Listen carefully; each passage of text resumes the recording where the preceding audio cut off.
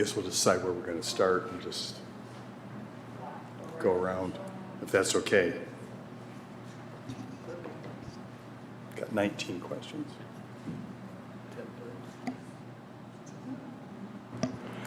All right, 10:30 it is. Thank you, Timekeeper Manager Ritzma. I appreciate that. So here we are. This is a public meeting. And remind me, Jeff, are we streaming this? We are indeed. Okay, great. Public meeting, and this is a special meeting, which I'm calling to order for specifically to interview candidates for the position that will soon be open for city attorney. So I am asking that we officially begin this meeting now for Thursday, March 23rd of this special city business meeting. And the first order of business is calling the roll. Clerk Borling. Commissioner Decker. Present. Commissioner Hess. Present. Commissioner Hoffman. Present. Commissioner Juarez. Here. Commissioner Pradel. Present. Vice Mayor Cooney. Present. Mayor Anderson. Here. Thank you, Clerk Borling. Next is Communications, Manager Ritzma. Nothing, Your Honor.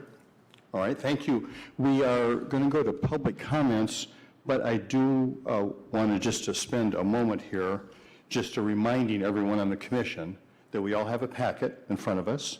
The packet has 3 sets of interview questions in it, which we can decide how we want to go through those. There's 19 questions in this packet, so we'll be able to just round robin and do those. There's a document for each one of us to use, which is our evaluation of the candidate, which we can use that as well as we go through this process. Those are in our packet also. And then, of course, the order is Mr. Lewis Smith, who's, good morning, here with us this morning, is be the first interview at 10:45. Then Mr. Ivar Steins, want to make sure we make sure the S is on the end of that, is at 12 p.m. And then we have Aaron Leal, I believe, who's at 1:30. So we're already talking a little bit, just for anyone who's paying attention. This meeting is just scheduled tentatively right now to go through 3, but that only really gives us a few minutes after that last interview. So there are a couple of pre-commitments that commissioners have here at 4, so we'll see how that works out. That'll give us a little more time for some discussion after that last interview. But now on our agenda is an opportunity for public comments. So I will start with anyone who's in the chambers who'd like to make a public comment here before we get started. Well, once again, you'll have 3 minutes. Give us your name and whether you live in the city.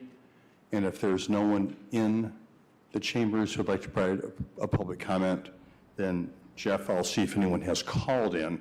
A reminder, the number is 888-382-9556. Anyone in the chambers who wants to make a public comment for this meeting? See no one. Jeff, has anybody called in? We'll go ahead and check.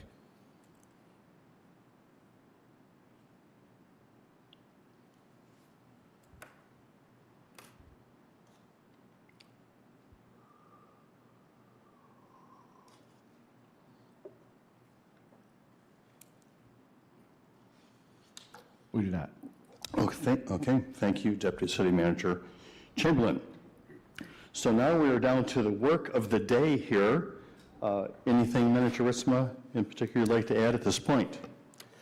Not really. I think you've got interviews before you, and sounds like you need to figure out who picked or asked the questions. So. Okay. Well, thank you so much. So at this point, commissioners, we have 19 questions. We have, about 65 minutes, I think, is the amount of time. So even though that seems like a long time, 19 questions is a lot of questions. So do you want to start, Commissioner Decker, and we'll just walk right through and just circle around? Is that okay? Sure. Unless someone has some particular question they wanted to answer themselves, so that'd be probably easier just to walk through it that way. So we're starting a few minutes off schedule, I think, just a little bit, but thank you for making the effort and taking the time and the risk to be involved in this public interview process. I appreciate that. Mr. Lewis Smith, we'll get you hooked up to the microphone there. Our great IT support. Thank you. Good morning, Mr. Mayor and this That's- honorable body. Thank you for having me here this morning. Appreciate your presence. Thank you. So as you heard, we'll have a series of questions. We're just going to walk through those questions. We have 65 minutes altogether. There will be an opportunity for you to ask some questions and make some comments at the end as well. Thank you.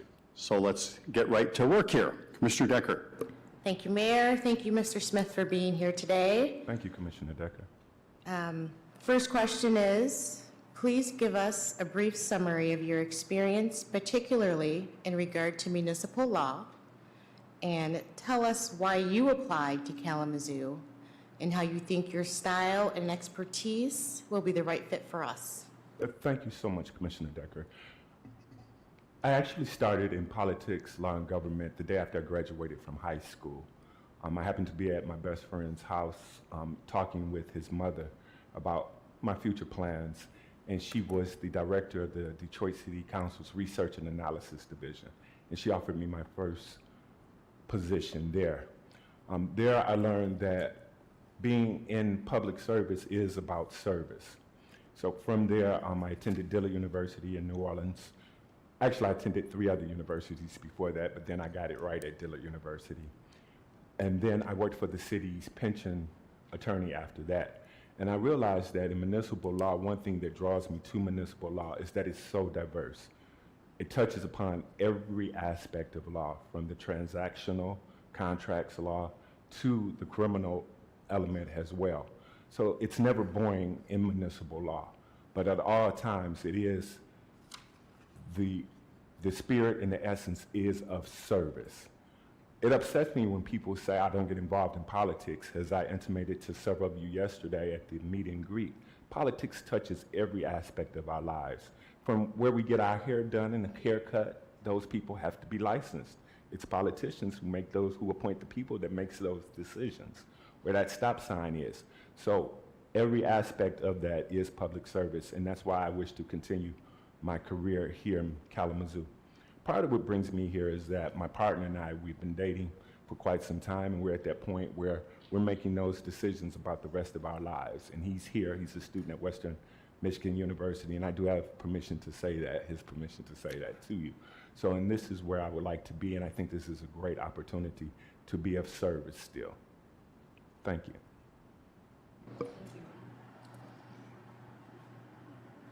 Oh, thank you. Yeah. Is that better? That is I better. was speaking my actor's voice, and you did. Thank you. Good morning, Mr. Smith. Good The morning, next question is, we would like to know a little bit more about you as an individual. What do you do outside of work? Thank you very much. As I just indicated, I was a theater minor and also attended the American Academy of Dramatic Arts. So I don't want to be the professional anymore, but I still am involved in community theater. As a matter of fact, this weekend in Eaton Rapids, I'm doing my first murder mystery. So I'm excited because there's always something new to do. Also, being involved in mentoring, especially teenagers. I watched my parents do that, and it was like I had a new brother or sister always growing up from the neighborhood or the surrounding community, because I do firmly believe, and I've seen it, that if we want to change the future, we've got to deal with the youth today, and we have to make them feel wanted, and we have to show them the way. So those are things that I do outside of that. Thank you. Thank you. Okay, Mr. Smith, it's glad to meet you yesterday. Likewise, Commissioner Cooney, thank you. From your resume, it appears you have a career filled with accomplishments. Tell us about 2 you are most proud of. Thank you. One that I'm very proud of is that when I worked with the city of Detroit, our collective bargaining agreement with the Detroit Police Department allowed that if a police officer requested representation but was denied a recommendation by the police chief and the corporation council, he or she could appeal directly to city council. However, that mechanism had never been put in place. So bringing together the Corporation Counsel's Office, the Police Chief's Office, as well as the Detroit Police Officers Association, the union for the police, in order to devise that mechanism and how that would work and how that would operate, so that it was, in fact, a fair hearing to all, and that the city was still protected as well as the officers, because just like this, it was held in a public space. It had to be held in a public space. So bringing that substantive mechanism to fruition and that it worked the way it was supposed to work, that's one thing. Another thing is that when the Department of Justice came into the city of Detroit, the city was appointed a special monitor. However, City Council felt that it should have some say-so in who that monitor was. As a student in my senior year, my third year at Thomas and Cooley, now Western Michigan Law School, I wrote the brief for that. And the district court judge agreed with it, even citing parts of that brief. I stayed in the office overnight, 2 nights in a row, and we were still working on some things, and my boss finally said, "You can go home now." And I said, "No, I can work." And she said, "No, you need to go home now." So, but that's one thing, especially being a student and having a district court judge quote your words in his ruling. That was good. Thank you, thank you. So this question perhaps is just an expansion on one you were asked before.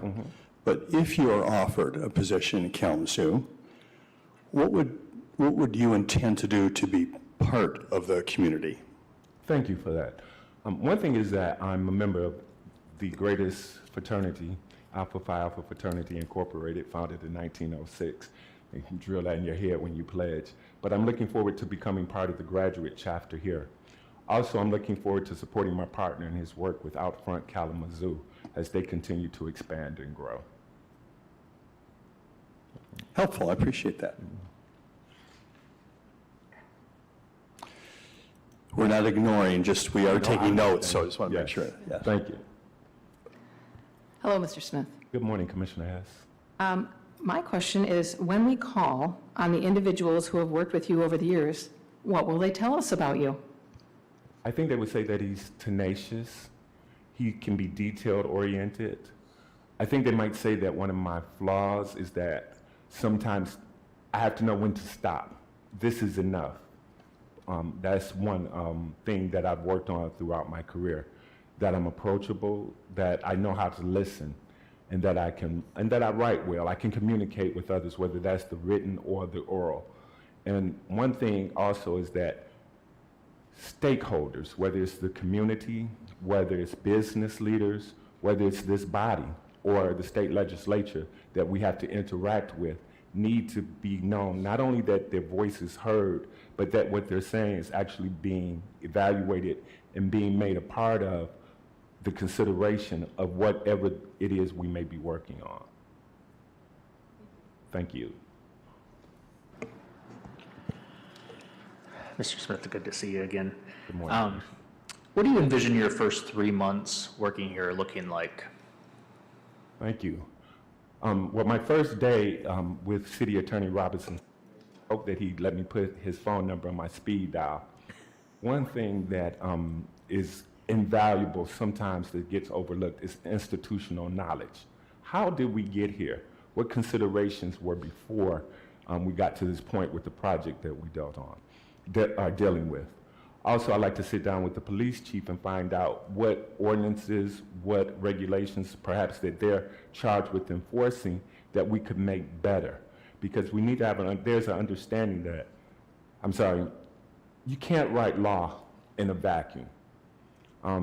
As I told when I'm meeting with the staff yesterday, that if the city is being sued for a pothole, take your butt out there, look at the pothole, see if there was a stop sign. Pull the Department of Public Service reports, the traffic engineering reports on those things.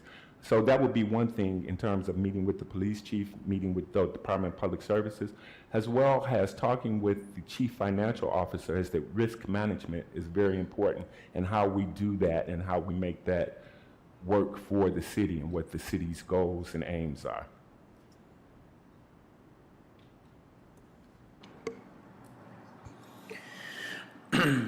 Thank you for that. What do you see in Kalamazoo that sets us apart from the other places you've worked? What particular skills, talents, or experience do you have that will make your tenure here successful? Thank you very much. And I said this also yesterday, but one thing that attracts me to Kalamazoo is that it's a small town dressed up in big city clothes. You have the museums, you have the sports, you have the cultural attractions, and the great restaurants. But also, when you walk down the street, you feel like, how you doing in this community? That's one thing that attracts me. And, excuse me. And I see that Kalamazoo is also growing. And just as other urban areas in the city, we're also dealing with what I would call, and what we call at my church in Detroit, was the challenges of those who are home-based challenged. I've been homeless 3 times in my life.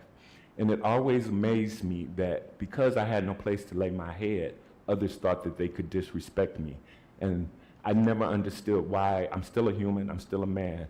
And in that regard, a lot of times it's not about mental health issues, it's not about substance use disorder issues, but it's just about not having enough money, even though you might be working 2 or 3 jobs. So I was an attorney at the United Community Housing Coalition representing the tenants and landlord-tenant.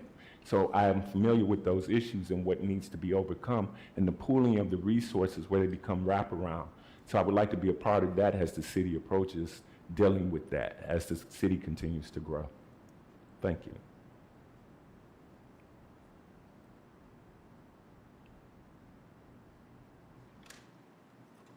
Hello again. Thank you. From what you have learned about us, what do you think are the 2 biggest challenges? What do you think as a city, 2 biggest challenges will be in the next 3 years? And how would you tackle them? And what processes will you follow? It was great yesterday meeting with the community leaders and understanding that their challenges to providing the services. And I had known this, but with, take for instance, the HUD rules in Section 8 and the criminal aspect that you can't have a criminal background with Section 8 and how the landlords are broadly applying that even outside of Section 8. So if there's some way we can, perhaps if it's this body's desire, to create an ordinance with teeth that says that, no, you can't do that, and if that requires bringing in and creating a partnership with HUD or whomever, that we do that. One thing that I worked on with the city of Detroit was our ban the box ordinance, which said if you were a city of Detroit vendor, save certain exceptions, on your initial application, you could not ask about criminal history. And part of this is that we can't continue to ask people to make a better choice and not give them the opportunity to do so. So those are the type of things that I would like to work with, because the community is there every day dealing with it, that those particular issues, and we have to have that expertise and that knowledge and know that what they bring is substantively important to the city. Thank you. As an attorney, has there ever been a time when you made a recommendation that you wished you could have changed? And if so, tell us how you handled it and what would you do differently now, if anything? Yes, ma'am, there have been. One thing that my parents raised me, and especially my father, is if you mess up and you know you mess up, own it. Apologize to those people that you did and do better. And when you apologize in that same space. There were times at city council where I did make erroneous conclusions of the law when other things had been presented to me. And I went back and I did it in public. Sure, I could go to your office, I apologize, I got it wrong. But if that were to happen, I'm going to do it here.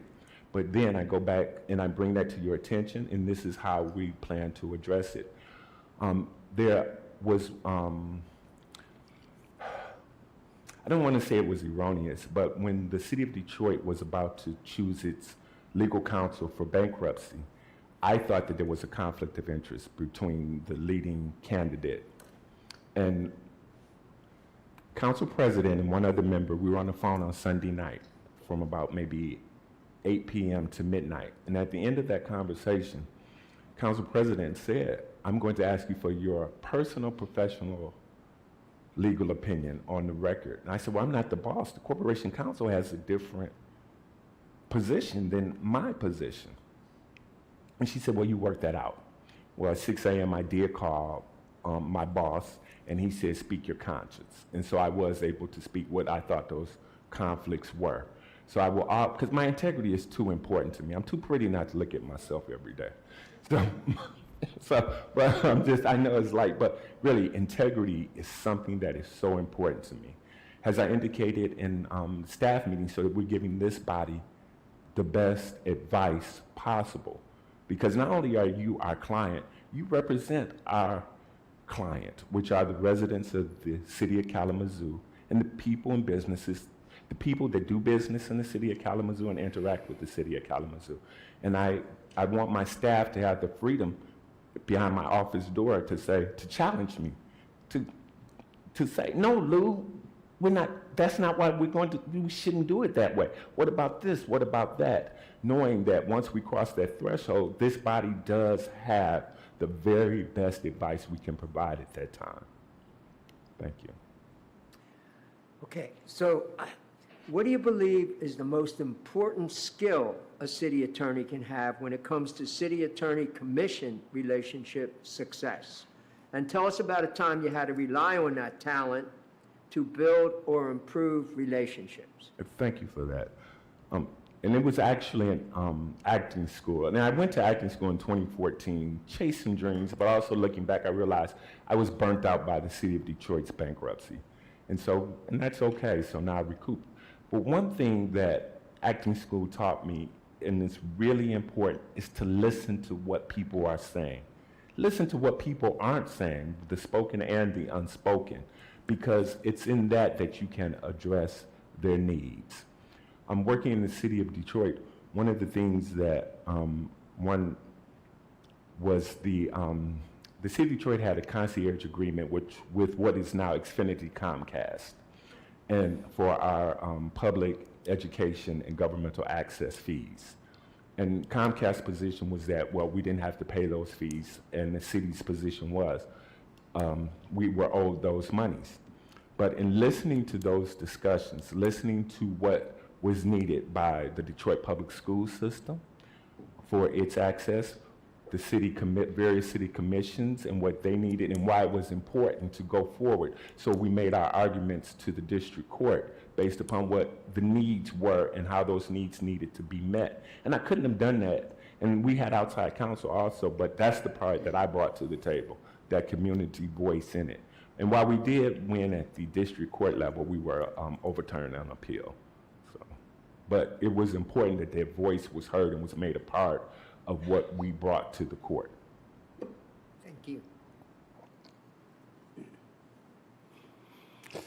So from where you're sitting, what do you think is the most important role the commission plays in the success of a community's future? And what could you do in this role to assure that the commission is effective in that task? I think too many times there's this false perception that the community and the business interests are always at war. And so, but you need both of those in order to prosper as a city, as a community. And I believe that the commission's job is to take all of those, because you represent the businesses as well as the individuals of the city. And so in my role, I will give you that best advice, how to legally do what it is that you desire to do. But my office would never make policy. That's for this body to determine. But there'll be times where I may have to say, well, no, you can't do it that way, but let me find a way to do it. And there will be times that I may just have to say, no, you can't do that, you're preempted. And I will say that too. But always working with this body to fulfill its mission to all the people and all the businesses that it represents would be my office's first and foremost goal. Thank you.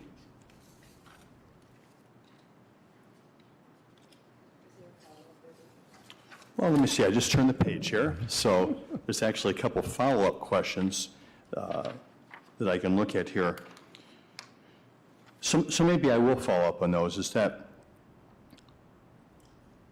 what tools or techniques would you use to ensure the commission is always well prepared to make the best possible decision? Well, one thing, and this is a weakness of mine, but it's something that I'm really working hard on, is to embrace technology fully. Technology moves well ahead of the law, but using that technology and simplifying communications between my office and the body, and to make myself available when you may need me. There may be times I like to work out, even though lately I haven't, but if I'm at the gym and you're on your way to a community meeting and there's an issue that's coming up that you need, I'm willing to stop what I'm doing and pick up that phone and talk to you. I will be available. And I have done that before. I was driving, my mother lived in North Carolina, and my father and I were driving there, and I said, I need to pull over and I need to talk to the mayor. I need that conversation. And so knowing that I'm always available at your beck and call to help guide this body, knowing that it is this body's final decision. And I would never take that personally. If anything, I might ask afterwards, what could I have done better? What am I not addressing here? Is there some words or some way to communicate with each of you, and not violate the Open Meetings Act, of course, what it is that you need in order that you may do your job and meet your mission? I think I've heard that you answered this already, but I guess just to follow up on that, what would you see your role related to the commission in terms of some choices? Merely laying out some options and say, here's your options, you choose, or do you think that it's be appropriate to make recommendations from your seat relative to the options that might be available? It would be both, in that what it is that the law provides. When I say the law, I mean the United States Constitution, the state constitution, federal statutes, state statutes, and the city's own ordinances, that these are the options that you have. That I learned to play chess when I was 4, and I said this because I do have ADHD, and my parents refused to put me on medication. So sports, chess, and then whatever it is I wanted to do. But one thing I learned in chess is that you have to be thinking 4 moves ahead. So you will always get, if the body decides to do this, then likely this will occur, or we expect this to occur. But again, I would never cross that line of policy making, because again, that's for this body to do. I can only tell you that it's legal or it's not legal. Thank you, appreciate that. Thanks for reminding me about the follow-up questions, Commissioner Hess. Thank you, Mr. Smith. Are you more of a manager or a leader? Can you describe how you exemplify the best of that quality? I'm a leader, and when I say that, I worked with what is now known as LGBT Detroit, and this is a simple example. And we had our first big gala, if you will, fundraising gala, and we forgot that there was no MC, so I just stood up and I started doing that, emceeing and guiding the program because it had come to a halt. But it wasn't about me, it was about the mission at hand. And so I apply that same thing where I like to let people shine, the people who work for me. If there's an issue that one of my attorneys has been working on and this body is discussing it, I'm going to let my attorney come here, that I don't need all that shine, the camera to be on me, but I do need the body to know what it is that my attorney knows and the issues and concerns that my attorney has found. One thing also, I would like to encourage continuing legal education. While it's no longer a requirement, but I like to incentivize that for the staff members so that this body does have the latest information available to it. And one thing that a leader does is it lets other people shine. It encourages growth. It encourages people to be honest, to be in integrity. And that's one thing that I would do. Hey, Mr. Smith, when hiring a new employee for your team, for your specific team, what skills or characteristics do you feel they need to possess and why? Well, one thing that I mentioned, listening, the ability to listen. because that's so key to how we're guided in our work. Another is, and I've learned this when I was pledging in fraternity, and that's even with guiding other people. If people aren't involved before a position that they won't be involved after they get that position 9 times out of 10. So I'm looking to see, what have you done in terms of not only just your skill set, but in terms of your work and what it is that you bring to the table, and what experiences do you have outside of just what is the bare minimum needed.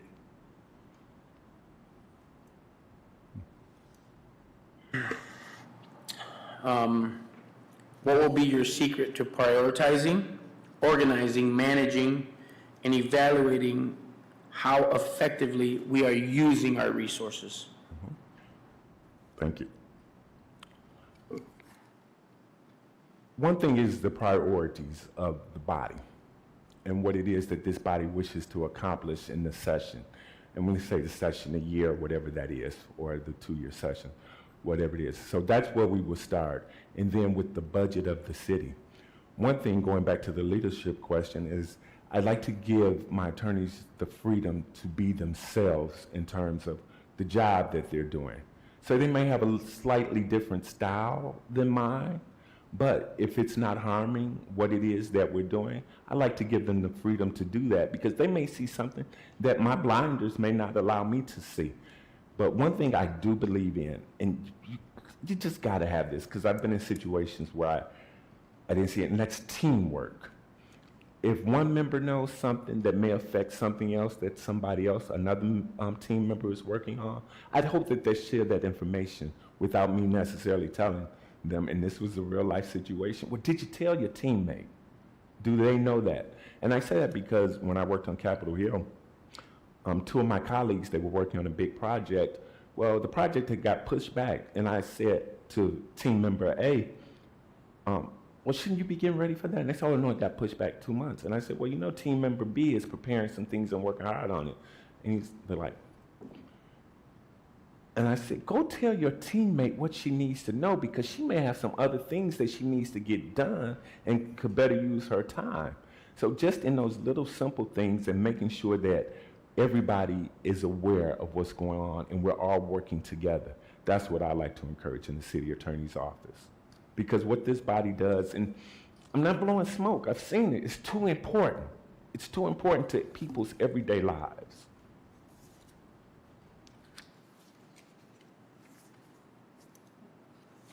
Thank you, Commissioner. I'm sorry. Thank you, Mr. Smith.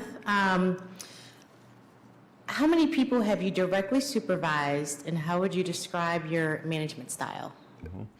I did, when I was at the Detroit Housing Commission, supervise the executive staff, and both on Capitol Hill and when I worked for the city of the Detroit City Council's Research and Analysis Division, as well as the Law Department Governmental Affairs Division, supervised our law clerks and our interns.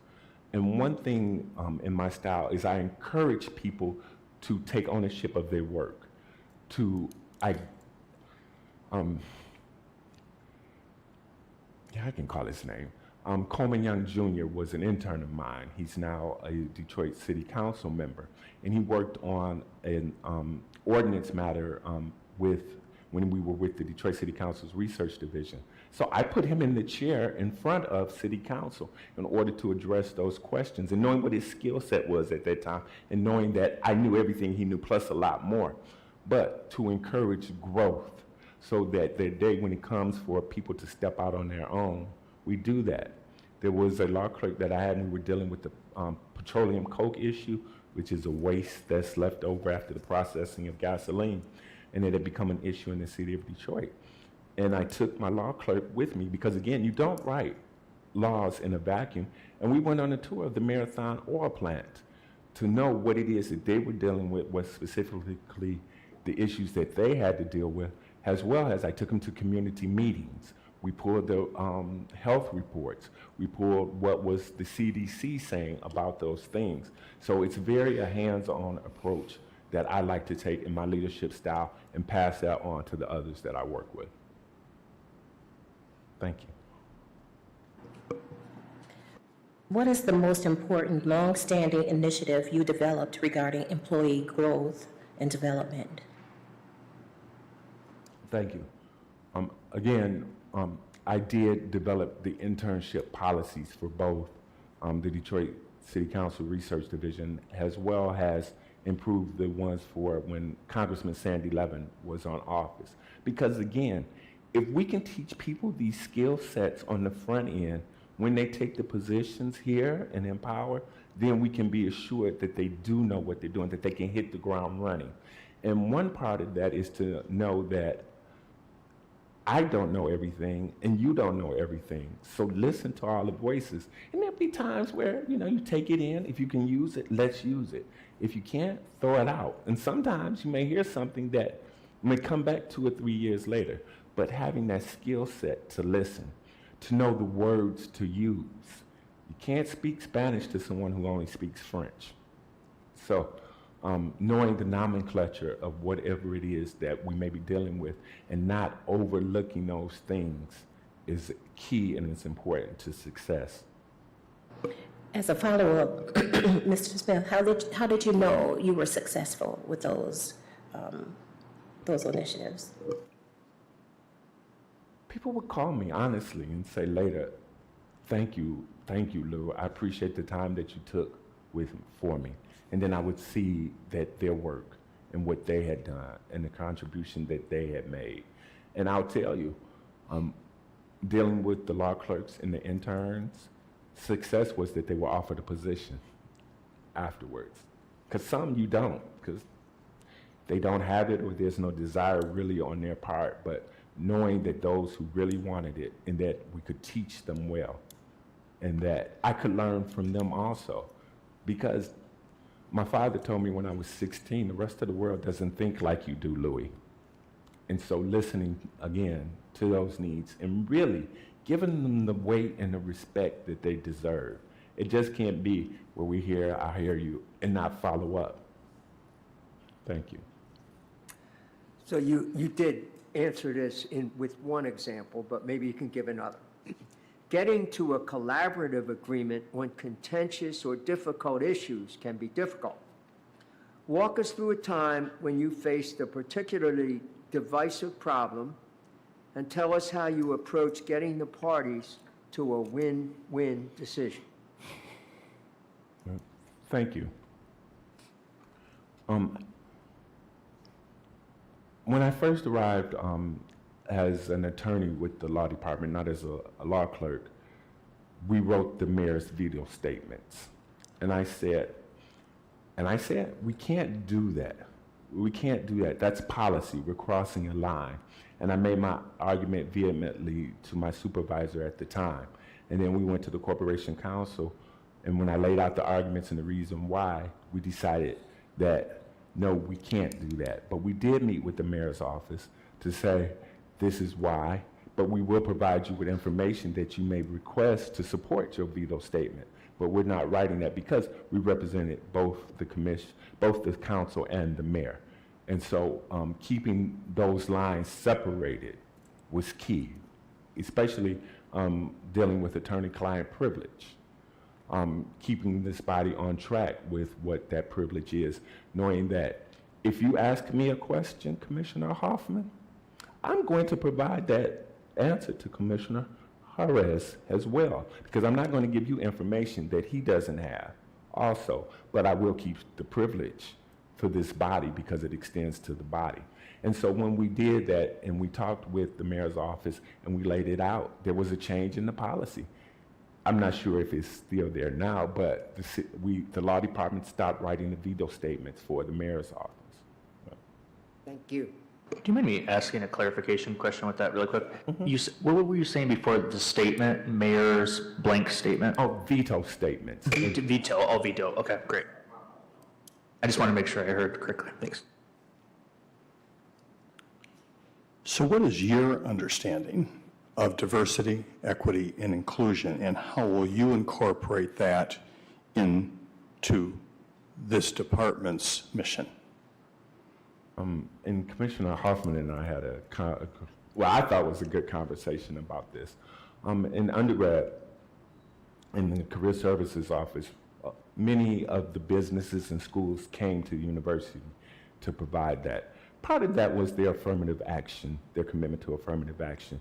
Because the thought was always, as I understand it, and as I do believe, that affirmative action is supposed to go away eventually. We're a long way from that right now.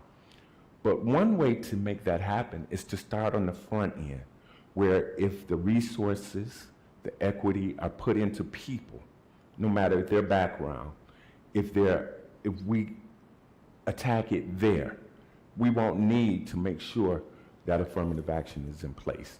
But having said that, knowing that affirmative action, I do believe in it. I do believe that it's still necessary because we aren't at that point yet.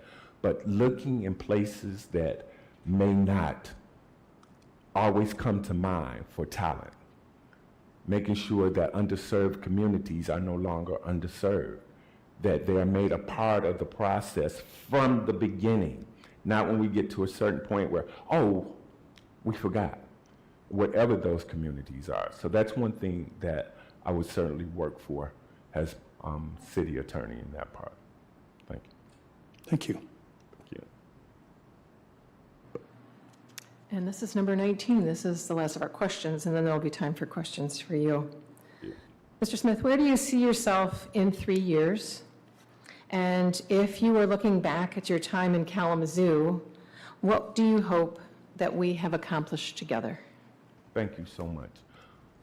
Well, I hope to still be city attorney in 3 years, but also growing and knowing the community, knowing that the people know that they can call the city attorney's office and get help that they may need or guidance, that I have assisted, not just to the best of my abilities, but my entire staff, this body in achieving what it is that it's setting out to do, that it's balancing the needs of the community with the needs of business, with the needs of what may come from the state.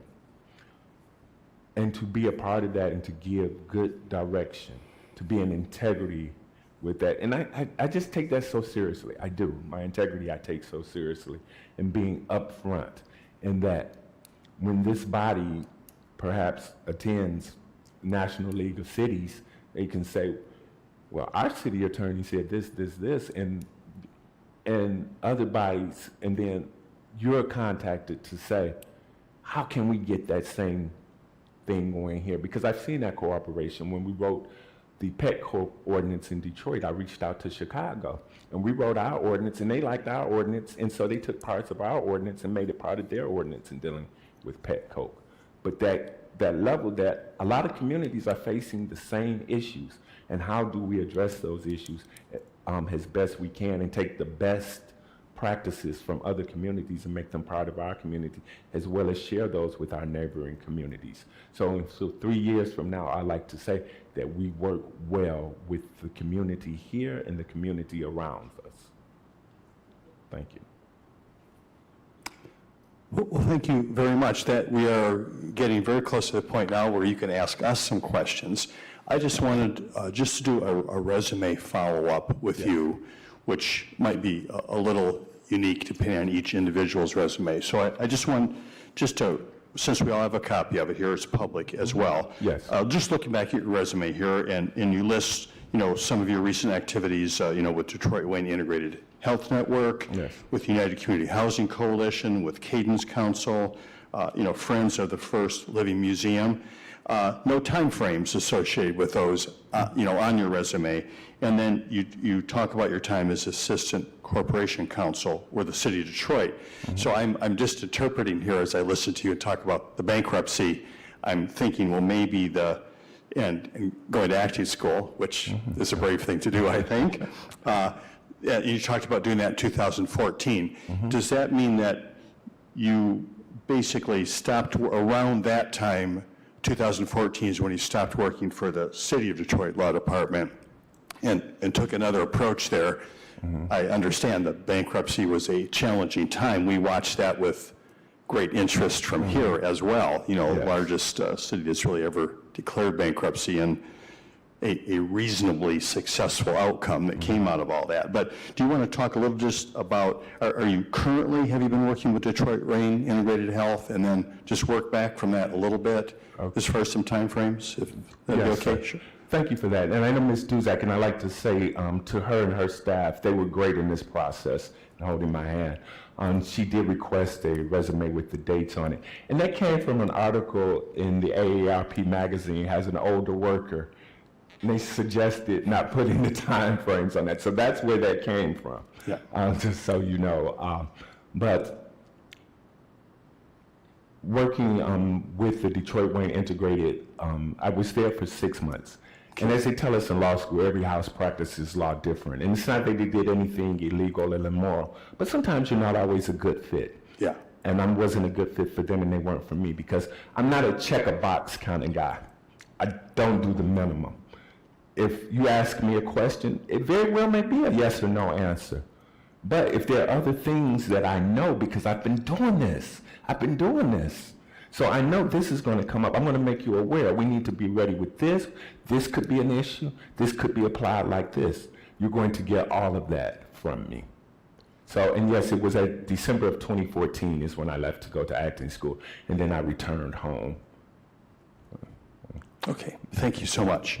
So what would be helpful for you, and what do you need to know about us to determine whether you feel like this is the right place for you?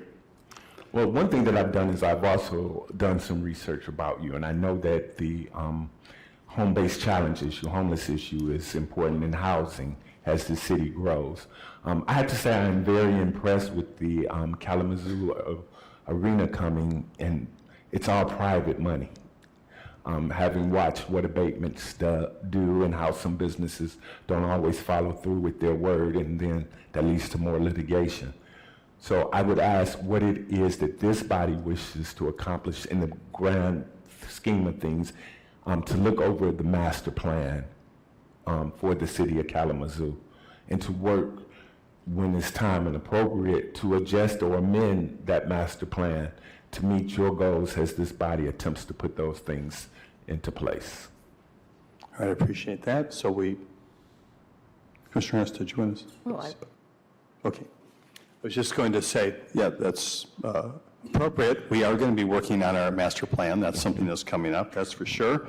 Do you have any other particular questions for us at this time? Honestly, no. You were very generous to me yesterday at the meet and greet. So thank you for that exchange, and thank you again for this opportunity to be here. I do appreciate that very much. Well, thank you, sir. I appreciate that. Any particular issue at this point, tied to specifics on a resume, anybody that anyone in the commission wants to ask about? All right. Well then, once again, thank you very much. Appreciate it a great, great deal.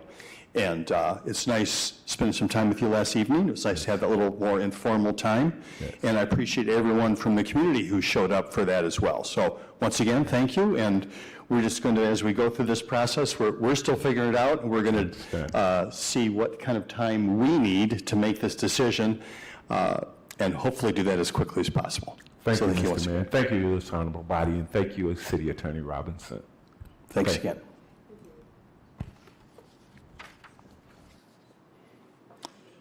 So for all that are paying attention here, we actually have our next interview is not for 40 minutes. That's with Ivars Steins, and so that's supposed to start at noon.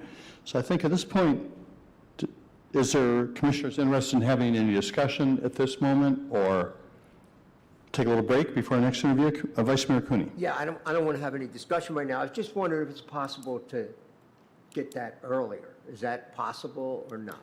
I don't know. That's a very good question. I would, yeah. I'm not sure. I think Deputy City Manager Chamberlain possibly will check on that. Shelley Duzick is outside right now, so I'm not sure if we can make a phone call. Okay. Yeah, we could pick that up. Just, is the schedule published yeah, we have to publicly? post And like any public meeting. we'd have to let the public know about that. Oh, okay. Attorney Robinson, any thoughts about that? If we adjust the schedule and get people in earlier, which would not be entirely in sync with our published agenda, is that a problem? Well, it's your agenda. You can move as however you wish. Okay. Good. Did everybody hear that okay? I don't think Yeah. you had your mic on, but it's our agenda, is what Attorney Robinson said. So I guess we'll just see here momentarily whether we can do that. Calling them right now, yeah.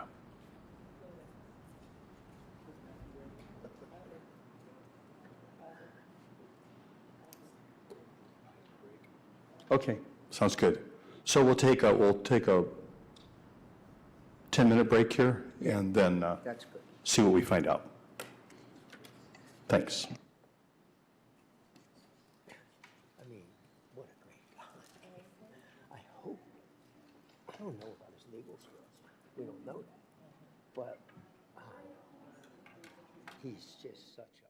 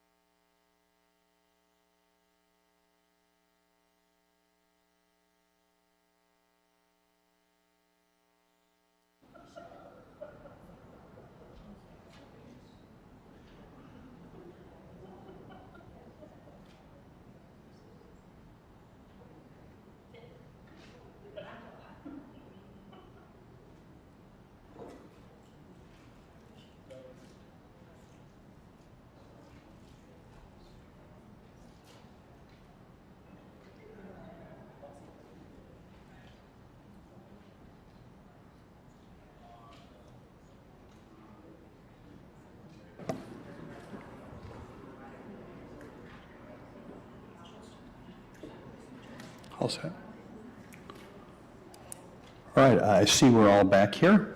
So we're, just as a reminder here, we are, have made a decision to move our agenda a little bit ahead.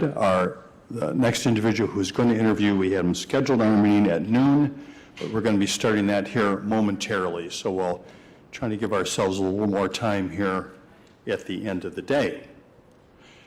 So we are now prepared for our second interview. Mr. Ivar Steins will be coming forward. Please, feel free. Just as a reminder here, we have set aside approximately an hour for each interview. There are 19 questions. We'll be going round robin and working through those questions. I'll let you get.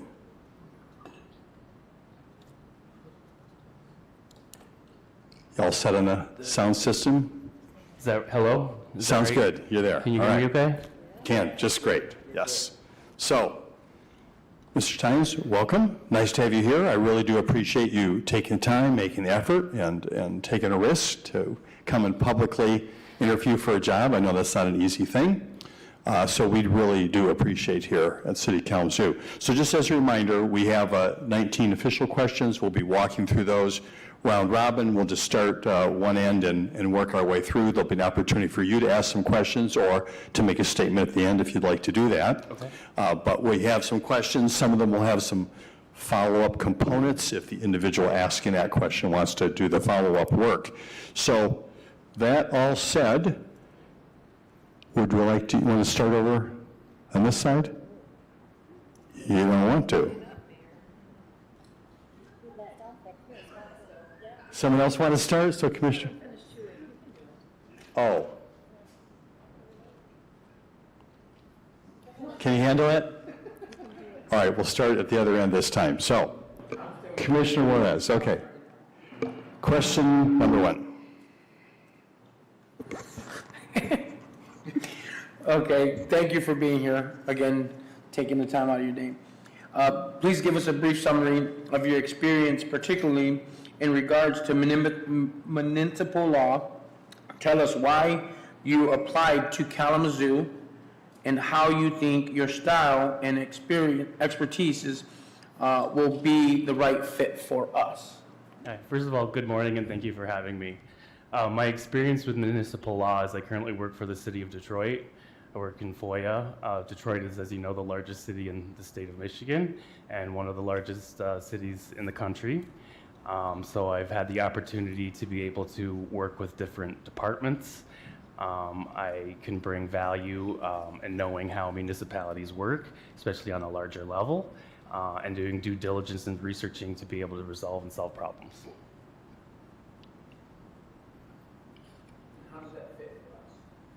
That fits for us in Kalamazoo because I can bring a lot of those same strengths and issues that are similar, you know, big city, small town kind of thing. There's like FOIA, we all have, you know, there's municipality issues, ordinances, contract review. There's the same issues that every municipality has, obviously at a different level, but at least there's some oversight and experience on that.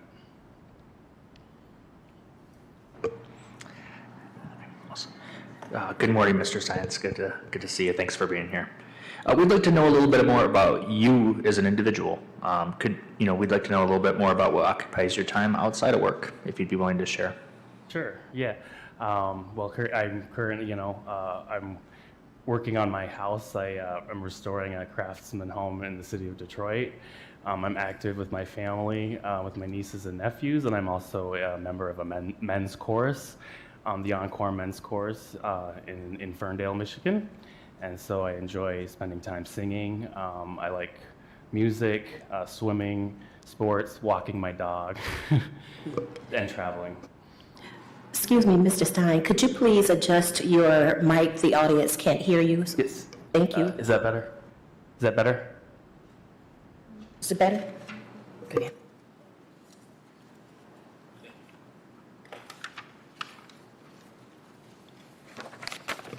Morning, Mr. Steins. Morning. From your resume, it appears you have a career filled with accomplishments. Can you tell us a bit about two that you're most proud of? Sure. One of my major accomplishments was when I was working for a medical device company. I was in charge of and established the Sunshine Act compliance program. I drafted the assumptions document in which we reported any transfer of value made to a physician's or teaching hospital to the CMS website. So I drafted the policies and procedures for that, and I was integral in establishing that program for the medical device company. And the second one would just be my education, I think. You know, I am dual licensed with university degrees. I have a law degree from University of Detroit Mercy. I have a law degree from the University of Windsor. And when the economy was not doing so well, I went abroad to France and I pursued an LLM, which I actually completed in the French language. Wow. Thank you. So if you are offered a position in the city of Kalamazoo, what would you intend to do to be part of the community? I would intend to go out and find out what needs and wants the citizens have. I would join community organizations. I would be an ear to be able to be a liaison with the commission and find out what are the issues facing this community, what needs to be done, how can we handle these, how can we resolve these issues, and be a voice for the community. Thank you. Mr. Stein. Morning. When we call on the individuals who have worked with you over the years, what will they tell us about? They would tell you that I am reliable, dedicated, hardworking, honest, and trustworthy. And I am there. I am a, people person. I have an ear. I can listen to people. I'm approachable, and I understand people's needs. Thank you. Good morning again. What do your first 3 months look like here in Kalamazoo? My first 3 months here in Kalamazoo, a lot of it would be learning the job, reading the charter, reading the ordinances, finding out what the issues are facing the community, what the issues are facing the law department, what the issues are facing the commission, what do they need assistance with, what do they need legal advice with, and just learning the job.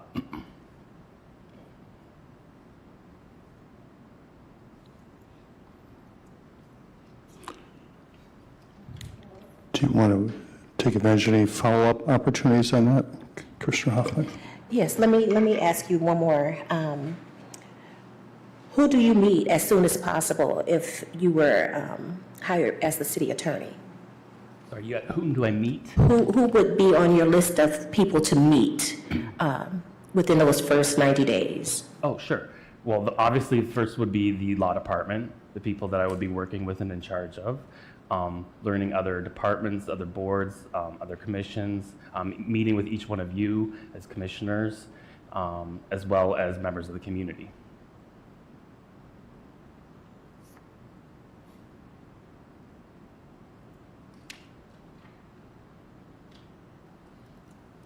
Hello, Mr. Steins. Morning. What do you see in Kalamazoo that sets us apart from other places you have worked? What particular skills, talents, or experience do you have that will make your tenure here successful? I see a sense of community. I see passion. I see people dedicated to community. When I first, learned about Kalamazoo, and I've lived here before, when I first learned about Kalamazoo and learned about the Kalamazoo Promise, I mean, that is pretty incredible. There's not many communities that have that kind of inclusivity, that kind of diversity, that they respect equal opportunity for all. And I think that's demonstrated in this community. I think people have a passion for the community and for people as a whole.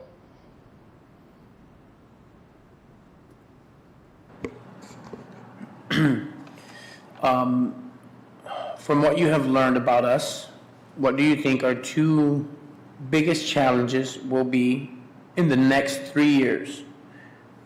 How would you tackle them, and what processes would you follow? Sure. From what I have learned, and this was emphasized yesterday in the meet and greet, I think one of the largest challenges is equal housing. And how would I tackle that? Meet members of the community, listen to their ideas, find out exactly what the issues are, how are these being dealt with right now, how can we help citizens, what are the legalities behind it. And then the other thing is just keeping open dialogue with diversity and the issues of citizens every day. I know that people raised issues yesterday about gun violence, housing, and just inclusivity in general. And I think those would be some of the issues that would need to be addressed.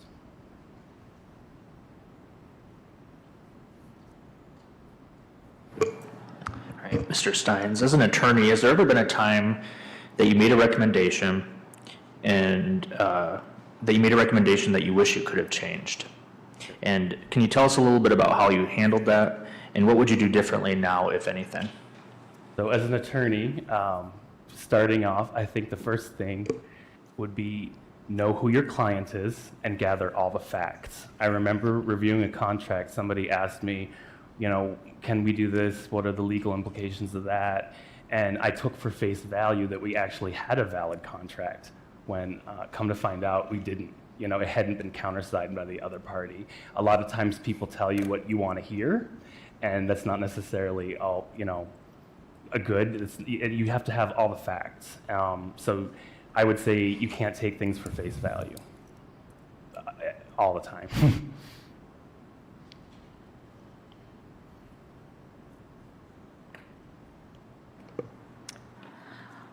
Mr. Steins, what do you believe is the most important skill that a city attorney can have when it comes to city attorney and commission relationship success? Tell us about a time you had to rely on that talent to build or improve relationships. Sure. I think one of the most important skills is communication, transparency, and reliability. I think that those are all skills that are required of an attorney, especially for a city attorney. You need open dialogue, you need open communication, you need to understand what the issues are that are facing your client and how you can help your client and resolve them to the best interests of your client. So this next question is a little bit about us. And so what is the most important role the commission plays in the success of a community's future? And what will you do to assure that we are effective in that task? The most important is that the commission is there for the people of the city. They are the vision, they are the eyes and ears, they are there to work for the people, to help better the community as a whole, finding out what their needs are, how can we help the people just become a more vibrant, better, and more inclusive community. Thank you. Okay, Mr. Steins, are you more of a manager or a leader? Can you describe how you exemplify the best of that quality? Yes, I would say that I'm more of a leader. A leader is somebody that people look up to for strength, support, guidance, and in the roles that I've had in my past, I've assumed leadership roles. I've been active, I said it, like in my choir, active at work. And basically, you need to be reliable and be open and willing that people can come to you, You have to be receptive to their needs.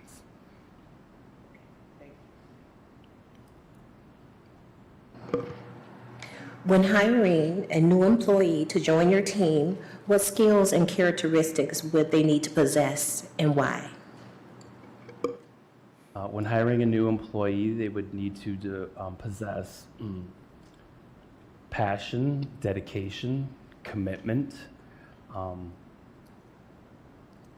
reliability, honesty, and integrity, and a strong work ethic, and ability to learn.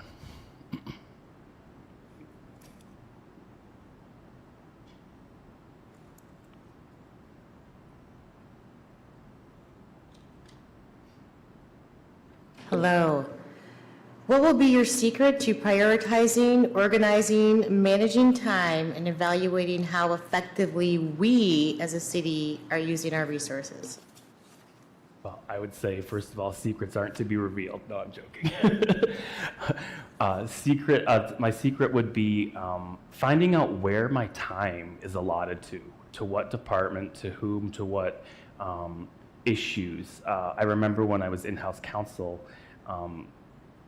someone said to me, "Oh, you know, you're in-house, you don't have to worry about billable hours, you know, blah, blah, blah." But at the end of the day, your time is accountable. And I still did reports, and I allotted my time of what I worked on for what department, how long it took me, and I was able to demonstrate and show what departments used the most of my time in terms of legal capacity.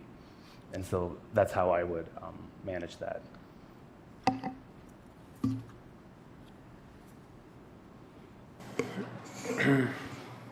We're almost there. How many people have you directly supervised, and how would you describe your management style? Sure.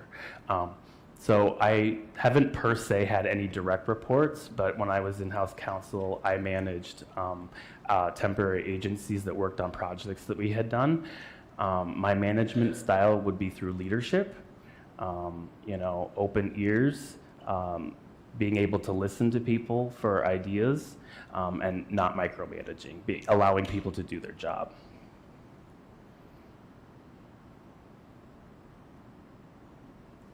And with that said, you know, I'm always willing and eager to learn. I would be willing to take management classes, should that be available.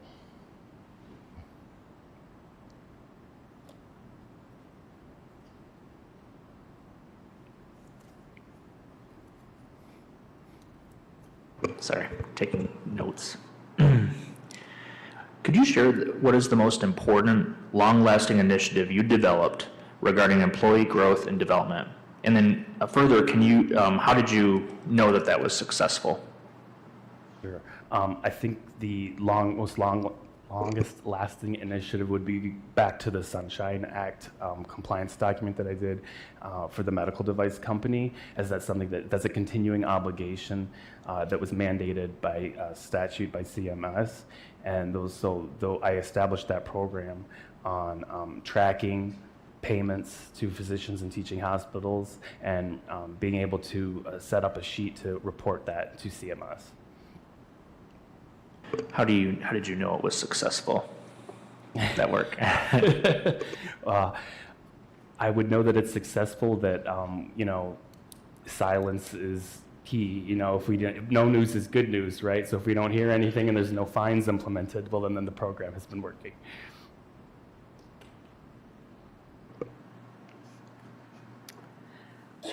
Getting to a collaborative agreement on contentious issues can be, on contentious or difficult issues, can be difficult. Mm-hmm. Walk us through a time when you faced a particularly divisive problem, and tell us how you approached getting the parties to a win-win decision. I would answer that by saying contract negotiations. You know, finding out and determining the obligations of both parties. Someone told me one time, the thing about being an attorney is you always have to think about the divorce before the marriage, right? So a lot of times in contract negotiations, people would try to offset costs. And I'm trying to think back to when I was working for a medical device company, for example, breach notification rules. You will pay for any and all costs in this. Well, we have to think about, well, this is not our obligation by law, it's your obligation. So they're trying to pass on those costs through contract. So you have to look through those. But once you know the law, remind the parties of the law that that's not your obligation, then it becomes more negotiable, you know, for that.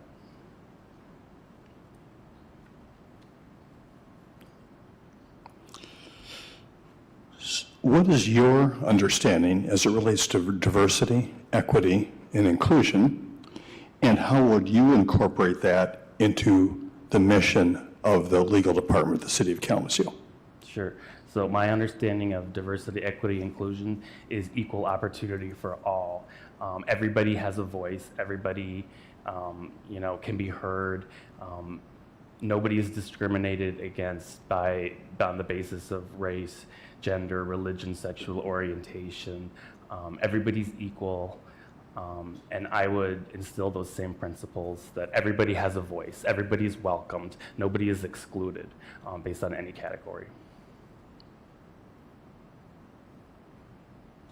Okay, Mr. Sponsors, last one. Where do you see yourself in 3 years? And if you were looking back at your time in Kalamazoo, what do you hope we have accomplished together? In 3 years, if I were to receive this city attorney position, I would look back and hope that I have contributed, that we have something to show for our work, that we've worked together, we've brought value and strength to the community, that I'm trusted by the law department, that I'm trusted by the commission, that they can look to me for guidance and support, and that I'm reliable.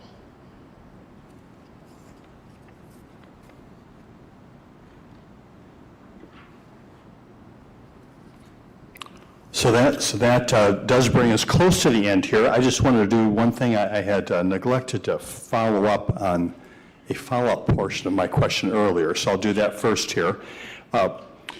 So what tools or techniques would you use to ensure the commission is always well prepared to make important decisions?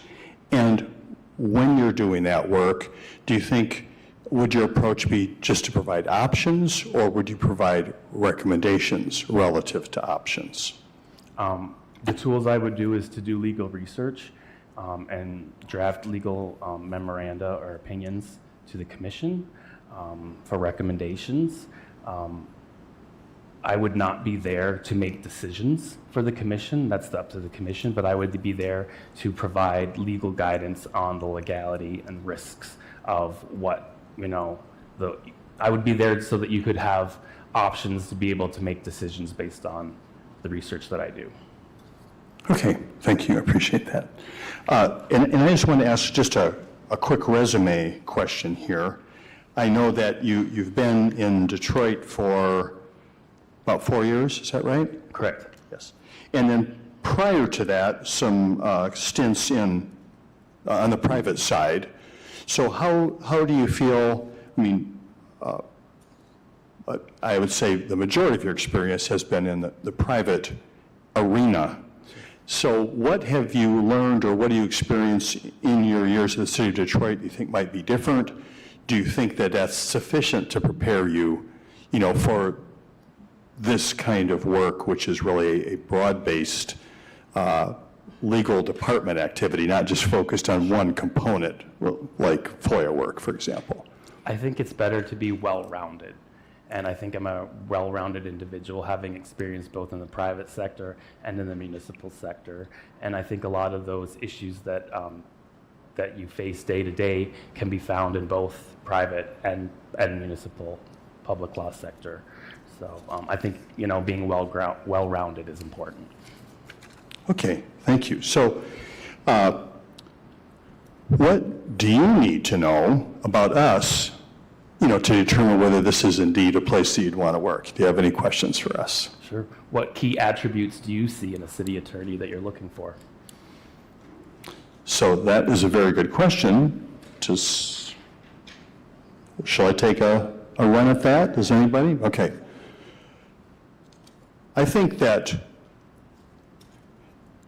a key attribute for this commission, none of us are attorneys, and so we depend very much on sound, deeply researched understanding of Michigan law, more generally, of course, constitutional law as far as the federal level, but we really depend on that expertise.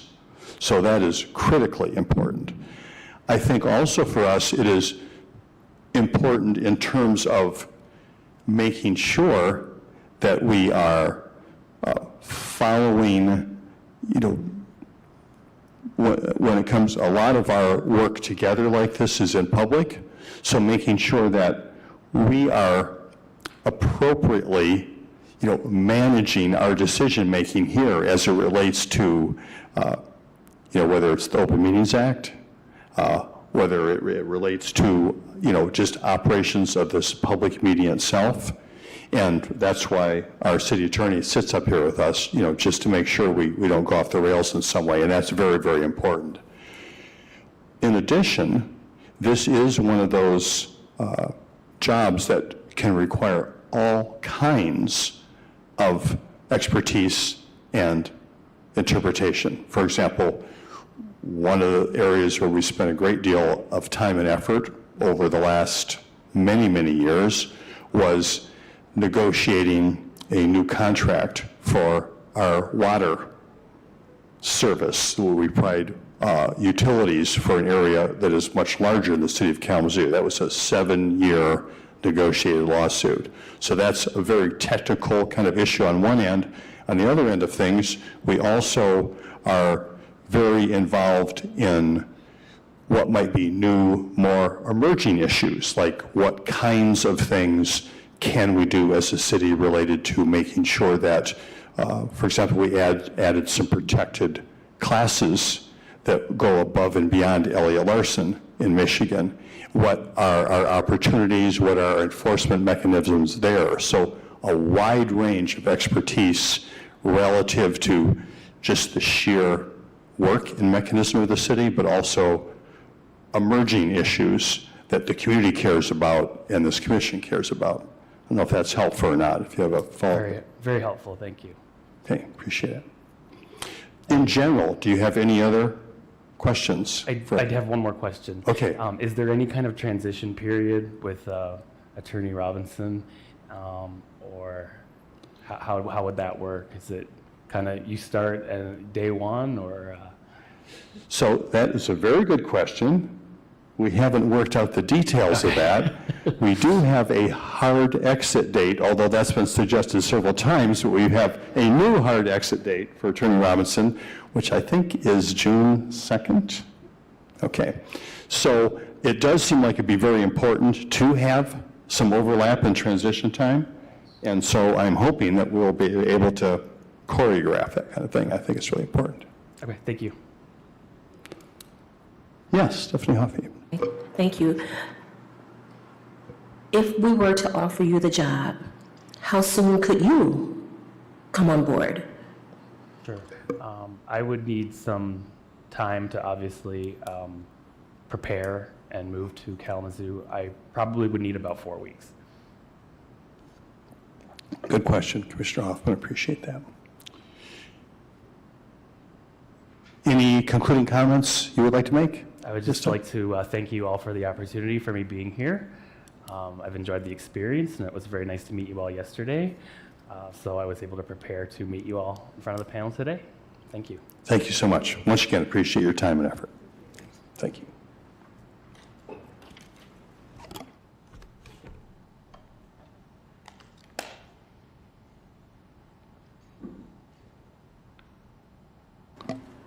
Director Disick, do you want some microphone on at the podium, or how are we doing on our schedule here? We're good. Aaron Leal will be here at 12:20. At 12:20. Okay, great. So we can take a little break. We'll be back here at 12:20 or a couple minutes before. Thank you for that.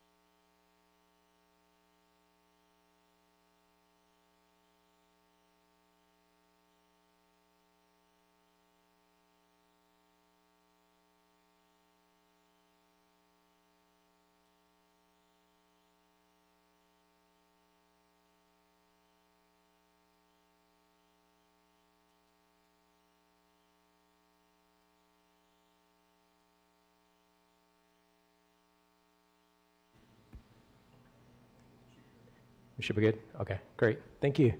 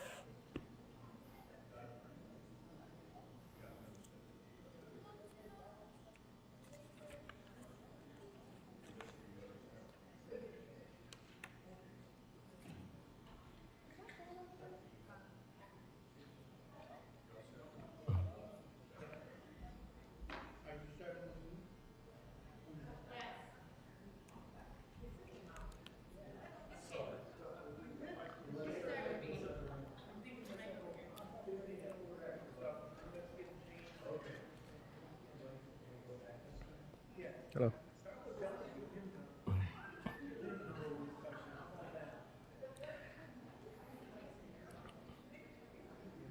City clerk.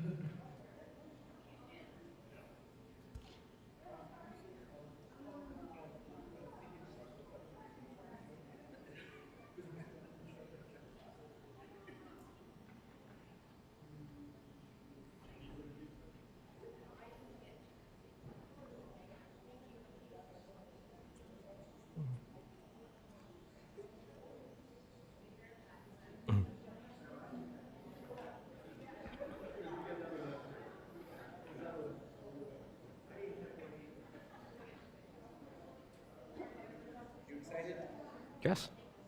Yes. Well, thank you. Thank you very much. I appreciate it.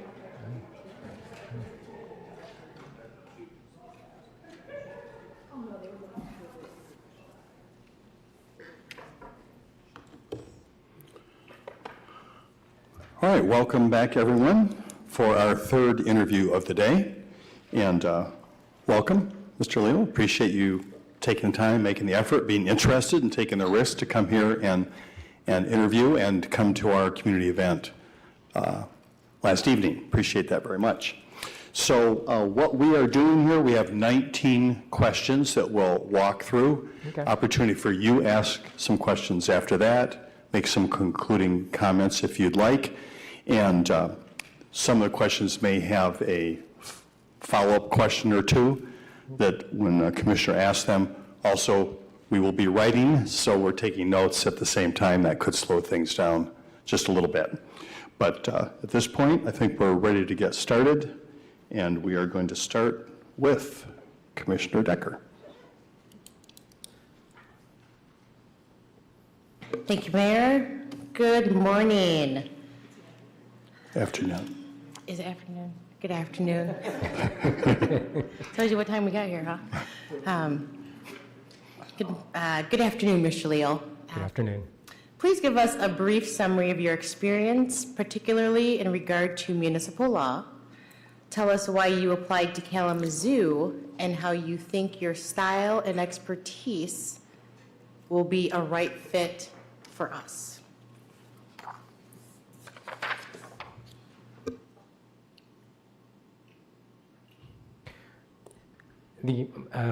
As I had mentioned to last night during the community event, and for the benefit of the public who's not here, and I have, I'm trying to count the years, 25 years of experience in municipal law, gained from the Holland, Grand Rapids, and then 2 communities in Texas over those years. It has been a broad-based skill set that I have developed over those years. You know, I've been a prosecutor many years ago, and then I progressed to doing contracts, employment law, engineering, reviewing their contracts, their processes, just the whole gamut of operations within a city, especially the city that has their own utilities, which are always a complicated area to dabble in. I've been very fortunate that I've worked in communities that have given me the ability to become and to advance myself with, you know, not only learning but also climbing up the ranks to become a city attorney in Texas and then a city attorney here. I could go on with a whole list, but I think my resume really does give an overview of a lot of the areas that I practiced in. Why, and I believe the second question is, why did I apply for this position? A few months ago, I had a conversation with your recruiter for this position, and he talked about it, and it seemed very intriguing. I chose not to apply at that time because I had, the mortgage rates, the interest rates are starting to go up, and I feared not being able to sell a house at the time. Things have changed, and so I've applied as soon as this position opened. And so now that I'm here, the application, and I've researched right before I applied as well as after, there's some of the reasons that intrigued me about the community of Kalamazoo, and I'll start off with, I was looking for your values. Many cities have an actual set of core values of what guides their way of operating and providing services for the community. I found on your LinkedIn page, that's where it was clear, that what you are committed to public service. And I have been committed to public service, not just my legal career, but also 4 years in the military. You encourage innovation and risk, and then reward that.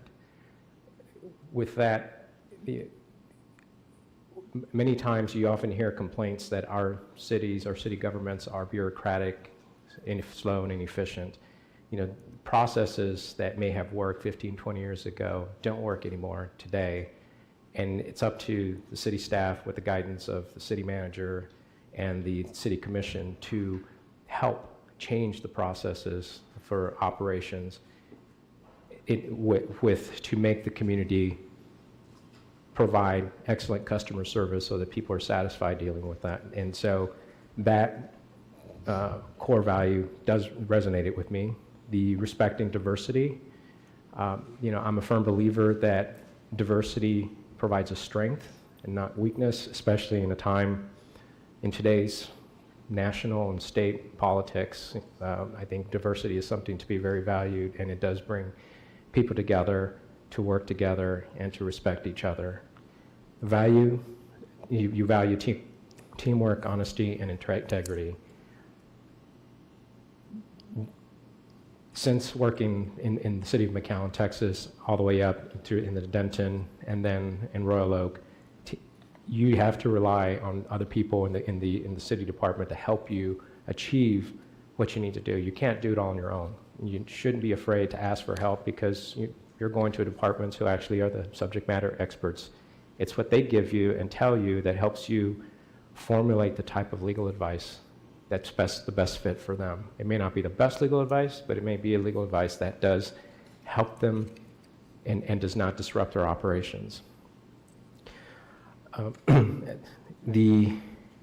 Why I'm the right fit, I think, as I went through the core values, the broad-based municipal experience that I bring to this, you are losing a city attorney that is very well regarded in the municipal field in the state, and I know that it is a challenging time for this community, this commission, to find somebody that could walk in and try to do maybe half as good as what your city attorney has done.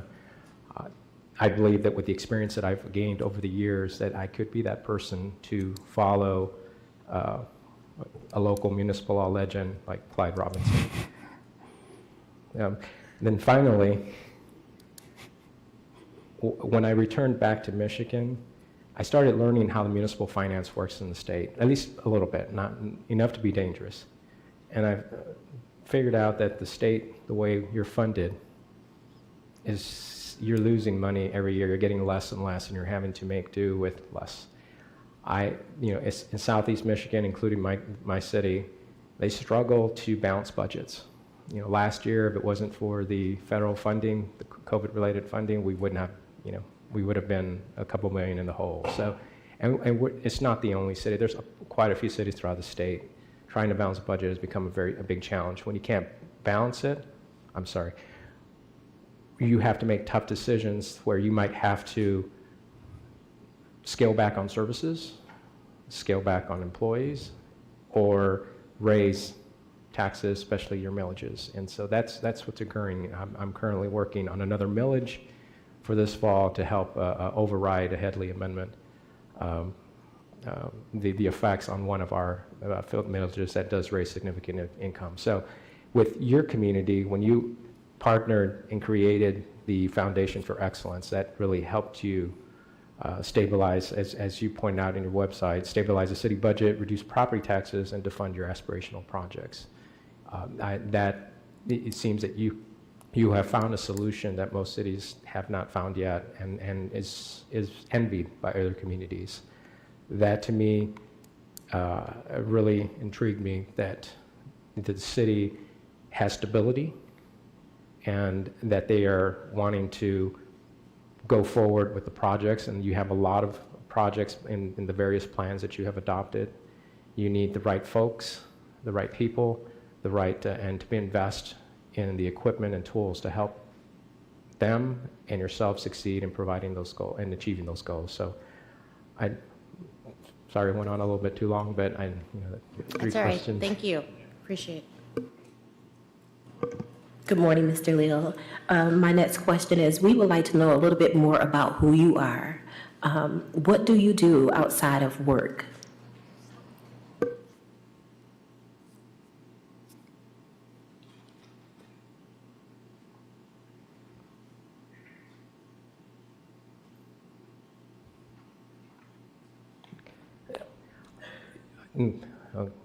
Just overall about myself, I'm not originally from Michigan. I am a native Texan, but I've been now living in Michigan for a significant part of my life, both when I graduated law school and then recently over the last 2 years.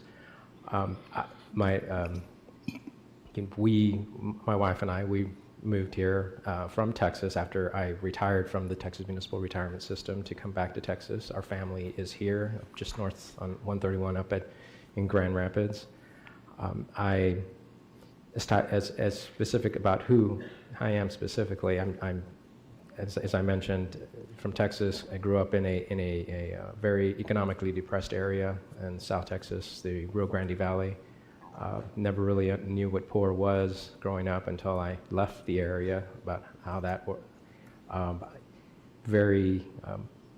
But despite the challenges that I had growing up, I was able to push myself to try to succeed and make something, accomplish something. That was something my parents instilled on us as children, because they didn't want to see us doing what they did as kids. I mean, my father's a migrant farm worker, or was a migrant farm worker in the 40s and 50s, and Michigan was one of the routes that he came to.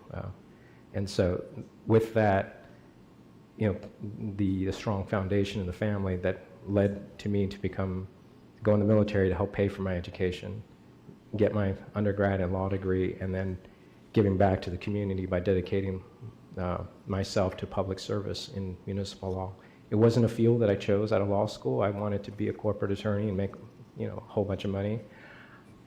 But that wasn't satisfying. I think, since I've been doing municipal law since when I was a young associate at Varnum and then in-house, I have learned that there are a lot of needs of the community that need to be fulfilled, and being a part of that solution and accomplishing what is for that project is very satisfying, because as you drive through your community, you can say, I helped out on that.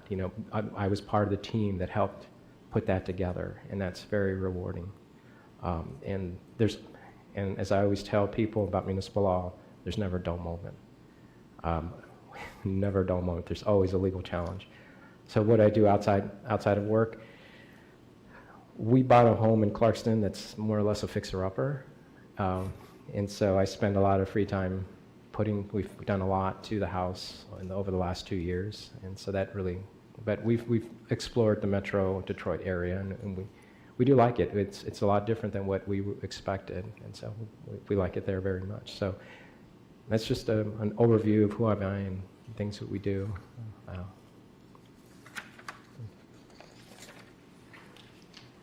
Okay, Mr. Mayor. Thank you, Phil.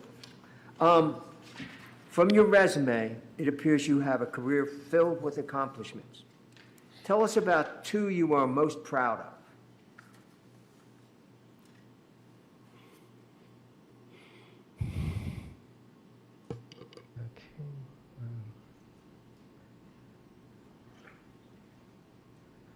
of. One I listed in my cover letter, and I think some people may say, well, it's just a local development project.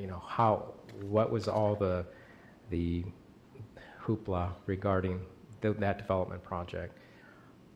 And I was explaining last night to a couple people that these two developments that came into the city of Denton were approximately combined. They would develop approximately 6,400 acres, provide like 13,000 residential homes, just under maybe like 8,000 in multifamily, and also commercial and industrial component.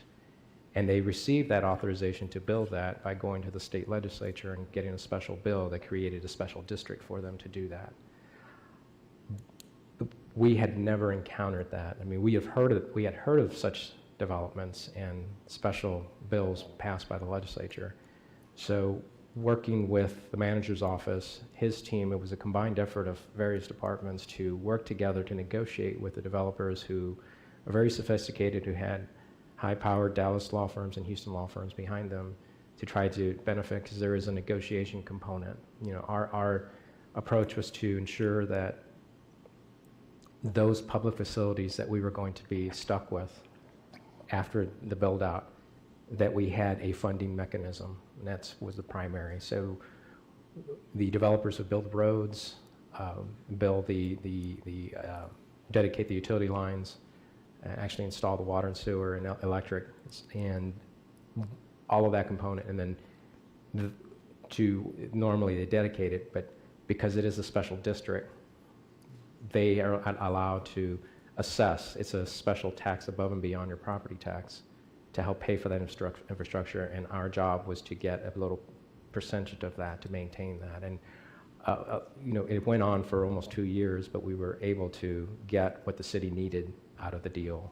And there was a lot of legal work. I had 2 attorneys also heavily involved, a finance attorney and a real estate attorney that we had within our office, who did a lot of the legwork, and I did a lot of the zoning work regarding that. And so we were able to establish something that would work with the city, where our interests and the citizens' interests would also be protected. And then shortly thereafter I left, I retired, but I don't think that these 2 developments have broken ground yet, but at least we do have the deal. So that the amount of hours that we spent as a organization putting that together was a lot, in light of something that was very new to us. The other accomplishment, I think I would just say that it really sometimes doesn't deal with projects, successful projects. It deals like what do you do for the organization? And we went through in late 2017, we hired a new city manager. Our city organization had become very stale, stagnant. Departments were siloed and battling with each other. And so that manager was not renewed. His contract was not renewed, and a new manager came in and he was charged with fixing the city, fixing the organizational culture, helping him. He came from out of state to help him, guide him on employment law and other areas, especially he was new to utilities, along with some of the attorneys to help them achieve that, to change the organizational culture for the better, and he was successful with that. And I'm glad to have been a partner with him. He's also my mentor as far as learning how to run and manage a department. And so how did that impact me? I took what I learned from him to reorganize the legal department. And before I go on, my intent is not to do anything like that. It was a product of the environment, because our office also had issues, internally personnel issues with the silos. And so being able to restructure that office, bringing in new attorneys, creating new processes to keep up with, because the organization, it seemed like in a matter of months, was running at 110, 115% a day. You have to keep track of everything, so we created templates for the departments to fill out, and then the IT created an internal system so that we could get our legal service requests uploaded through our internal website and SharePoint. And that's how we kept track of all of our projects to be able to be on time. You know, our office completely changed to be able to become more efficient and productive. That was because it was what was needed at that organization. You know, in Royal Oak, I have no need for that. There's only 3 of us, 2 prosecutors and myself, and it's a different organization. So you have to learn how to be innovative and adapt to the circumstances that you're dealt with. And that's what, to me, that was a very great accomplishment, because when I left, you know, the one thing that the city council commended me during my review was how good of a team I had put together to help the city with, and they liked that the high end of our outside legal costs, 1.9 million in 2009, had decreased to a couple $100,000.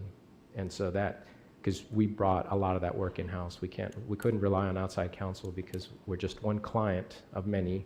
And so we had to fill in the gaps by hiring more people, more experienced people who could do all that work internally and get it done faster. I still rely on outside counsel, but their timelines weren't conducive to what we needed for the organization. So those are a couple of accomplishments that I am very glad to have been a part of and to see through to success.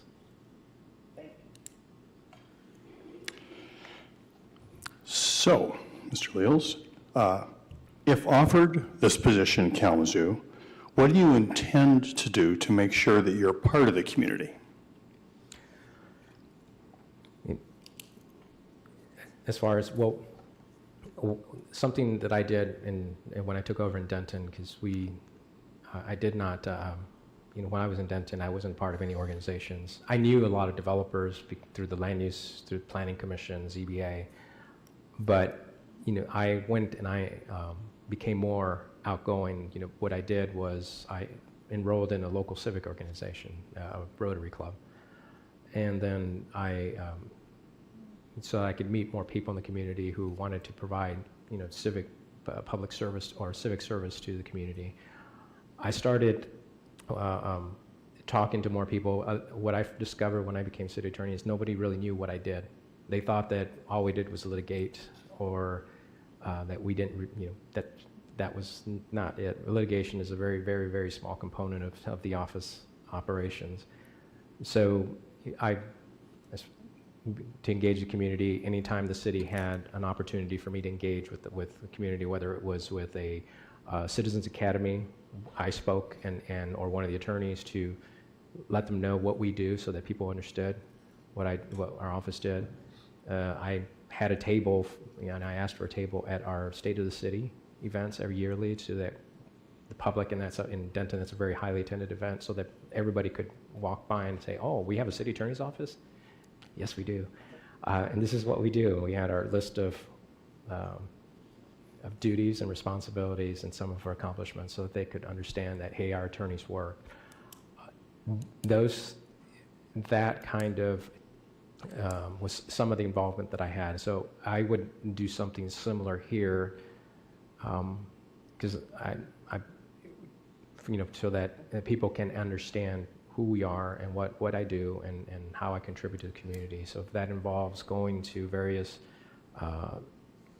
nonprofit and civic groups to speak to and provide just a basic, this is what the city attorney does. We did that in Rotary Club. We actually had the police chief come in one time and talk to us about what they did, and he talked about credit card skimming at gas pumps, which surprised me in the level of technology. But and so that would be one. That's what I would try to involve myself to educate the community exactly what we do. I get calls periodically in Royal Oak, and sometimes on a personnel issue of an employee in the department, or that why are they not getting their permit from whatever office it may be in the department, I have to tell them that's not what the city attorney does. I don't have any authority over the operations employees. So it's the same. Here's their supervisor and their number, and if they then can't help you, here's the city manager's name and their number, because that's where the personnel complaints reside in. The city attorney is not a magic person who can cure and address all the issues. You have to go back and look at the charter, and this is your duties and responsibilities. It's not to tell the departments or that you have a problem with one of your employees, you need to fix it. That's not my job. That is the city manager's, and that's properly. So stay in your swim lane. But I digress. Just that's kind of what I would do to become involved in the community. Understanding that at the same time, I would hold a lot of confidential attorney-client privilege information, and sometimes you run into people who have something with the city, some contract or proposing some type of development, and you have to be very cautious in those interactions to make sure that you keep it professional and civil, because I don't know if it has happened here, but it is not uncommon that if in the community they see you and you're talking to somebody that's not that well liked by the community, that they feel that you two are in cahoots and you're helping to benefit them, and that's not, I would not want to bring that type of negative publicity to the city. So I've worked on how to make sure that I stay professional and not get walk into a trap, more or less, where my integrity or appearance of impropriety might be questioned. Thank you. Mr. Leal, when we call on individuals who have worked with you in the past, what will they tell us about you? Let's see.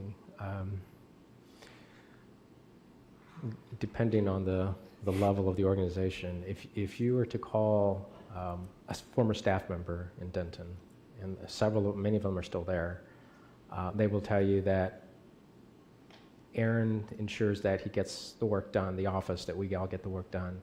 But Aaron is also very flexible and accommodating. He understands that we have lives, personal lives, and that we sometimes, those personal issues may interfere with, the work commitment. And so I've always been very flexible. My approaches have been, as long as the work gets done, I understand, you have, your child gets sick and your babysitter or your daycare will not accept them. So you work with that. I understand. That's how I want to have healthy and happy employees, and that's the environment I created in Denton. So you will hear about the management style that, yes, Aaron does expect you to get the work job done, but Aaron is also very fair and reasonable and understands that we have personal lives that sometimes impact our duties, and it's totally understandable. We all go through it, yourselves and everybody. If you contact a former city manager from Denton, he will tell you that Aaron, is a very great asset to work with, a person to work with. He's a team player. He's helped me and the departments accomplish what we needed to do, especially when he was trying to change the organizational culture. You will hear that from him. Existing management staff there or department directors, they'll tell you that I've greatly assisted and I've improved their efficiency by giving them the templates, giving the internal portal for legal services requests to come in, and that helped them and that made them meet their deadlines. So it varies who you would talk to, but I think I've summed up some of the different areas and what they might present.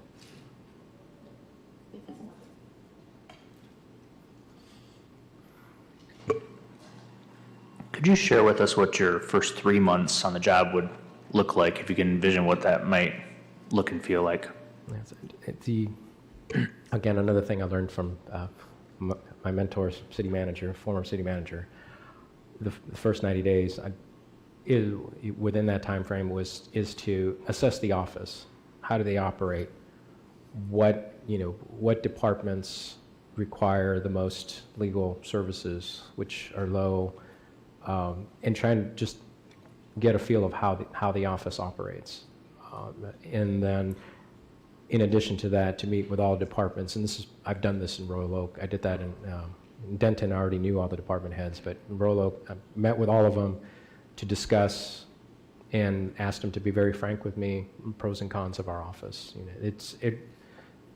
Nobody is perfect, no department is perfect, so if there's anything that we may need to change, adapt, or slightly tweak to get to where we need to be, and it's reasonable, and it's something that then we'll do that. So that is also part of that. And also to tell them how they can, to get to know me. That's the important thing, is that they're going to be, I assume, based on past experience, directors will be taught, I'll be working with them directly, is so that they feel comfortable with me and know who I am, and start building that level of trust and bond. In addition, is to set up individual meetings with each of you to discuss your vision or your goals for the office, and I realized that in my previous community, some of the commissioners did not fully understand what the office did, and so, or how the office was structured. So it was a time for me to a teaching experience to be able to educate them about what we did and how the office operated. And so that's what I would do in the first 90 days as far as starting the position.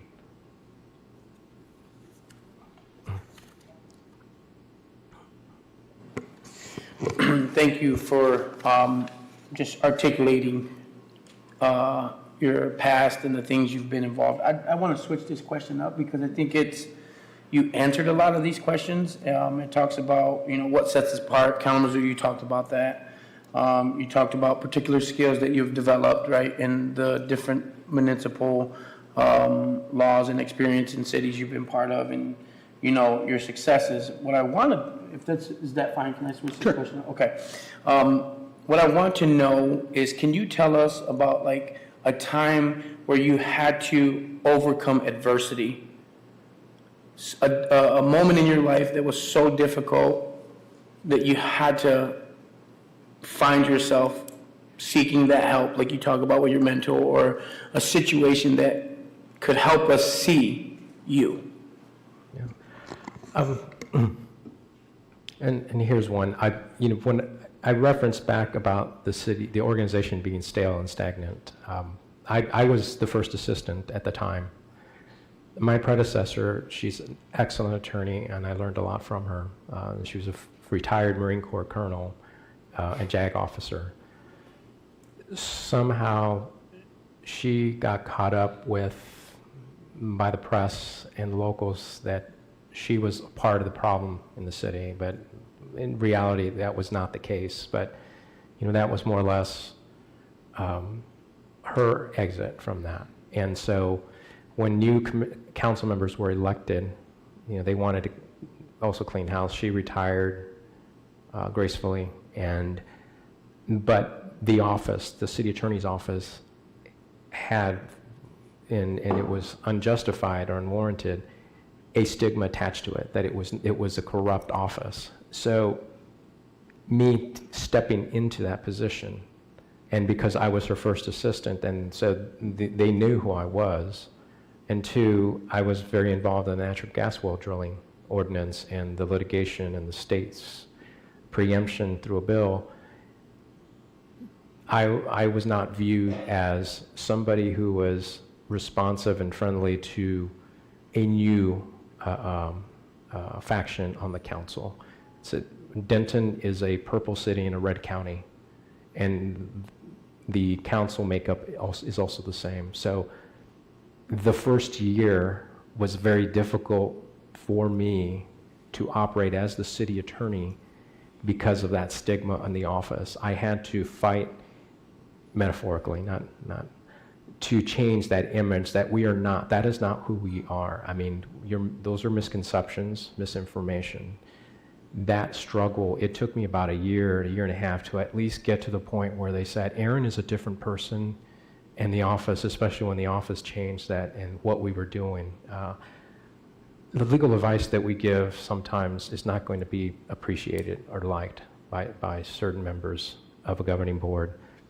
And sometimes we try to give a lot of options, but we can't necessarily, in some cases, give them the options. So when a council member says, we want to engage in inclusionary zoning, which is basically zoning that's created so that a certain percentage of developments includes an affordable housing component. And I know that cities, across the country, like Seattle, San Francisco, have those, but that's because state law allows that there. When Austin tried to do it many years ago, the legislature stepped in and preempted that. So it is illegal in the state. You cannot do it. So there isn't an option for me through a zoning ordinance fix. The option, the workaround, and that wasn't appreciated, but I think what was appreciated was the workaround that cities here don't have that ability, but cities in Texas have a greater ability to provide these type of funds through development agreements with developers where they, as part of a grant, they're called Chapter 380 Economic Development Agreements, a grant is given to the developer to set aside 10% of houses for certain, depending on how the family median income criteria is set up, and that was a workaround. But just saying, well, inclusionary zoning is illegal, that scares people, or at least the reaction you can think of what council members, a couple of them did. So it's working through that adversity to show them that I'm not the bad person. I know what your mindset was with the office, but to overcome that and to show that it is a very well-run organization. Now, you don't read about that anymore, about the office in general. You will find some articles about me online, in the typical, those have been other challenging situations, some that is protected attorney-client privilege, others that is where the council down there actually waived the privilege to allow a memo to be published. So it's a different community. So that's a kind of, I think for me, in more the last 5 to 7 years, is probably one of the biggest examples of overcoming adversity.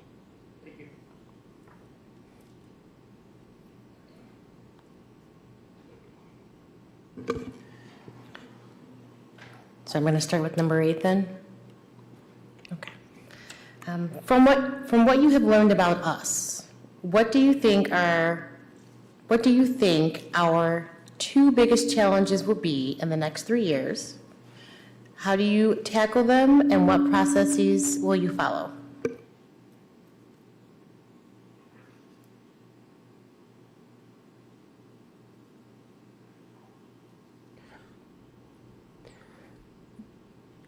The 2 things that I've learned, and last night's community event was very enlightening.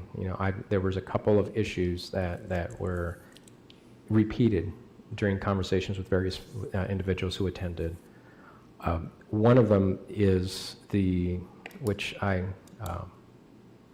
responded that if I'm selected and as the new city attorney, that I would definitely look into that. And so that had to do with discrimination in the housing sector, private, apartments and residential leases. And so that was,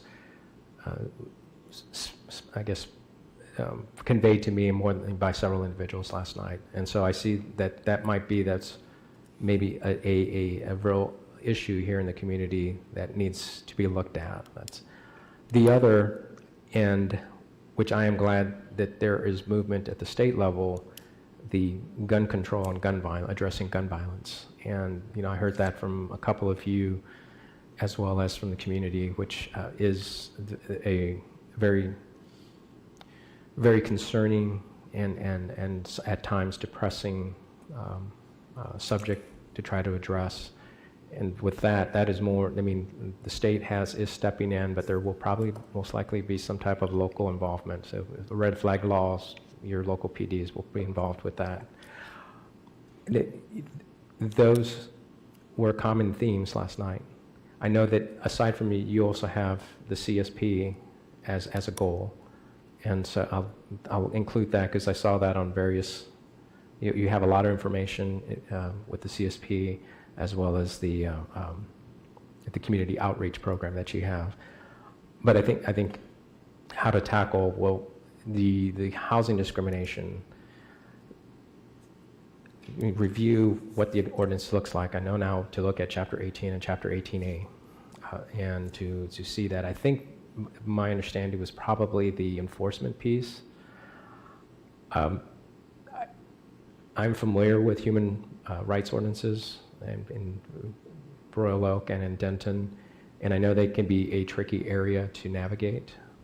I think with the discrimination in housing, there is one program that I'm familiar with and I researched it again last night. I knew it existed, was the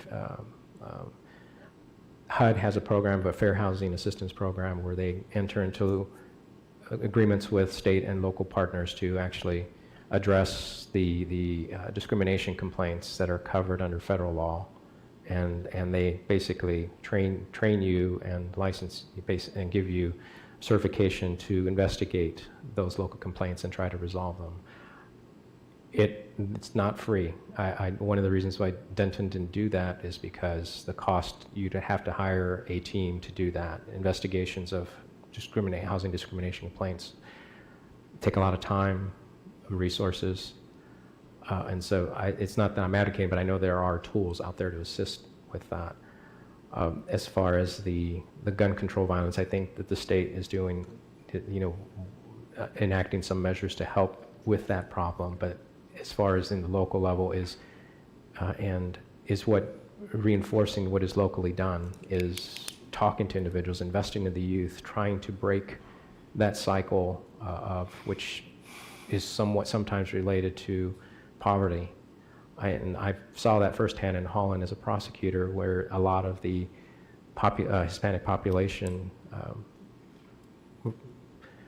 that settled in the Holland area, a lot of the kids who went through the school system were maligned and stigmatized because they didn't speak English very well and they were poor. In the Holland area, if you end up in West Ottawa School District, you're going to be around a lot of wealthy kids. And so they congregate with each other to defend, and that's the gang problem. And that was, I saw that, and it was described to me by a detective who was there and how that happened, because that's not how I grew up. I grew up in an area that was 90% Mexican American, so that, but to help them in with that and serving as a role model to local Hispanic youth, because I did that in Holland. In the Holland area, I was part of a group that helped try to instill in the younger generation, and you got to start when they're very young to help them show that you don't need to go down that route of the cycle of violence. So those are some of the things that I've thought about and some things that I've done in the past that I would do. As far as your community sustainability plan, that's a very ambitious project, and I commend you for it. I know that we are going through that in Royal Oak right now, and it's right now they're in the process where they're under a master plan rewrite. It's right now they're in that process, and then the zoning ordinance fixes. But they're wanting as a community to have solar panels, green roofs, energy efficient heating and cooling systems, LEED certification that incentivize. And so, but at the same time, you always have to be careful with what are known as illegal exactions. And it's just, you can ask for certain things like roads, but when you start asking for doing things, you might get you might get a lawsuit. And I know when I explained that here in my previous community, or I'm sorry, my current community, illegal exactions were over their heads until the Canton Township case came out. And what is interesting about that case is the results. I knew the attorney who litigated that on behalf of, or I know the attorney who litigated that case. Her law firm did, Rosati Law Firm. I told her that you're probably going to not probably going to win. And I told her that Texas nonprofit legal firm, this is what they specialize in. So they're bringing that thought on illegal exactions into the state. So it won't be the end. So they will hit communities. So helping you and having that experience to be able to guide you to make sure that if you want these types of programs or developments in the community, which, I agree with you that the climate here is changing. There's ways to do it, some through the mandatory and then the incentivizing, and you can, that's the approach that I'm currently using in Royal Oak, and I would assist with that and helping you to help that develop that and helping that process to be able to get what you want as a community.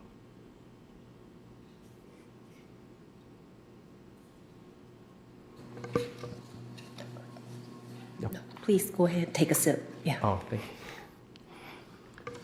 you. Okay. As an attorney, has there ever been a time when you made a recommendation that you wish you could have changed? Tell us about how you handled it and what you would do differently now, if anything.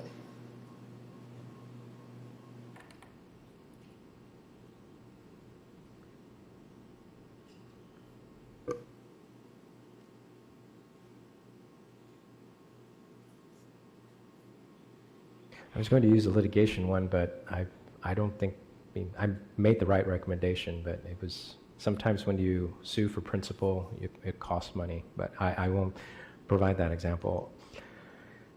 I think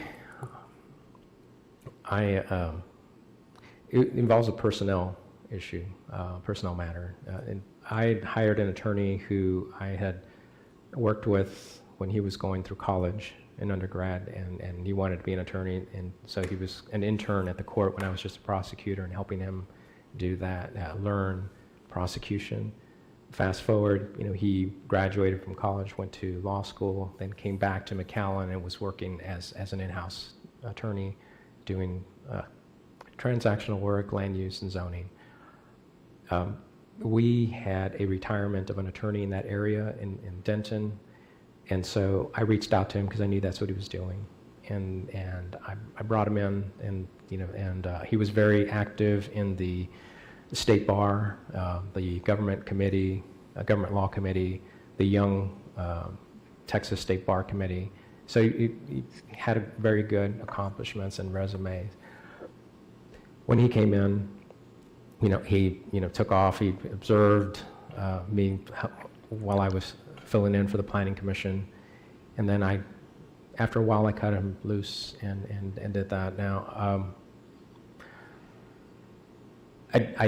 I did not realize that beyond the top layer, there was substance lacking, and that did lead to some complaints about the legal advice he provided.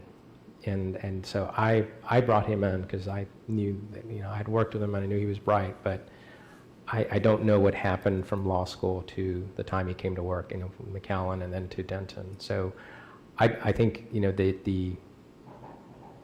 with that and how you changed it, I think that, trying to help them and the other attorneys to learn the area much better, but he ended up leaving and went to another Dallas-Fort Worth Metroplex community to work. And so it's not really law advice, but it's personnel, because that's very important as to who you hire. And I think that changed my recruiting strategy, where now that when I hire people, I don't do it on my own. I don't interview them. I do something similar to what you're doing here. I bring in the entire office, even the support staff, and we all interview that person, and they give me their thoughts. Sometimes, usually the staff will pick out and say, oh, I don't know about that one, after the fact. And so I think that has changed for the better how I recruit people, and our quality of hires after that went up very high. But that was, I recommended him to work, but he didn't. In an environment like Denton, he was not. That wasn't for him. He's doing well now, but at that time, it wasn't. What do you believe is the most important skill a city attorney can have when it comes to city attorney commission relationship success. Tell us about a time you had to rely on that talent to build or improve relationships.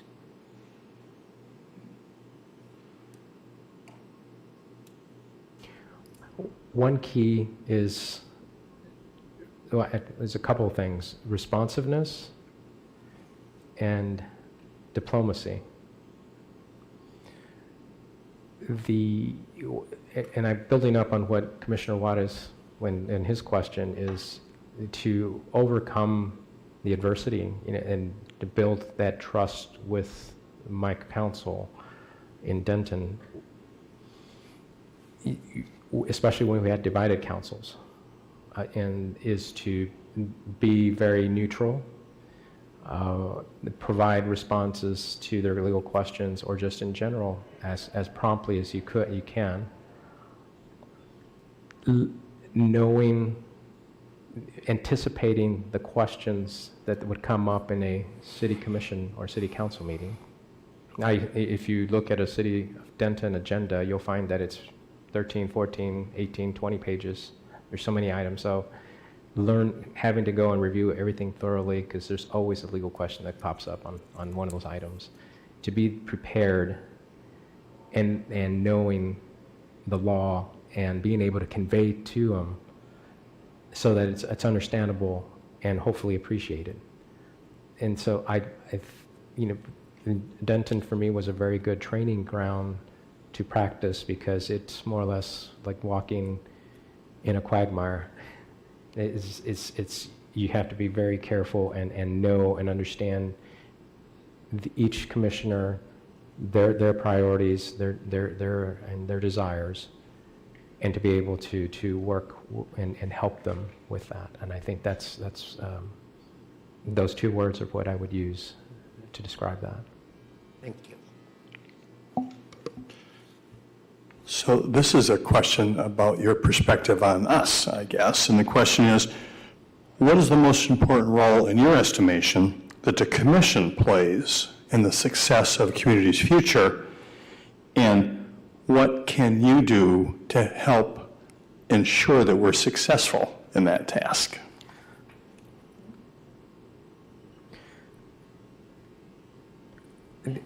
The commission is the policy-making body. You set the policy and you give that to the manager, and as far as the legal side, you give that to the city attorney. Helping you be successful, and a lot more, it really is more of a managerial function, where they actually provide you what the recommendations and based on what your input is as to what you want to achieve as a body. There'll be legal issues associated with that, I guarantee it. And it's to present it to meet what you're seeking. And once that is, you agree that these are the policies you want to go forward with, whether it's in a budget or in a plan that's made, to help make it successful, that during that process, when that is being presented to you, at least from the city attorney point of view, before it even hits, the presentation is to work with the manager and his departments to determine what are the legal impediments that you can encounter. You don't want to be put in a position where you go forward, you adopt plans, and then the city attorney, whoever that may be, may say, oh, but there's an issue with that. You can't really do that because of this or that. You identify those problems early, and that saves this commission the embarrassment. I have seen that happen, not just in Texas, where the commission is running forward with a different plan and then the attorney throws a wrench in it. So being able to address that early on and then to identify that with you, how I communicate on legal issues, whether it's attorney-client confidential information, is through they're not weekly, but they're very regularly. It's a private attorney-client communication. I call it a legal status report. And I usually, not only do I identify issues in advance before what you're going to be working on, especially when it's a controversial item, to at least give you some of the legal thoughts associated with that and some options. but also to update you on current ongoing legal issues, whether it's litigation or not. But I think getting involved early and working with the manager to identify these issues so that once they're presented to you, they've been more or less, I don't want to call it pre-cleared, but more or less that they're ready for you to move on and as a policy. And that'll make you successful in the community, that knowing that it's been vetted very thoroughly. Thank you, I appreciate that. I've got a little bit of follow-up, and I think some of it you already answered here in terms of talking about status reports and trying to be at the head end of thinking. Do you find that it's best to just give a commission options, or do you think it is helpful to provide recommendations as it relates to options associated with any particular issue? I think both. I mean, you will see the different options, and I'll explain which ones might be better or not. And as far as the recommendation, I do that occasionally. I never want to overstep that bounds where it ventures into the policy making. So the options, when we talk from a legal perspective, is which ones probably carry the least risk, the most risks, the recommendation. But we'll also say that, but these are also acceptable as long as you appreciate that there might be some greater risk with that option. So when recommendations, usually I tend to do that more is when it comes to litigation, and not just myself, but usually outside the litigation counsel assigned by the MMRMA to help guide you as far as that litigation, because litigation can get very complicated. Thank you. Yeah, it's helpful. Mr. Leal, are you more of a manager or a leader? And can you describe how you exemplify the best of that quality? Yeah, I've never been asked that question.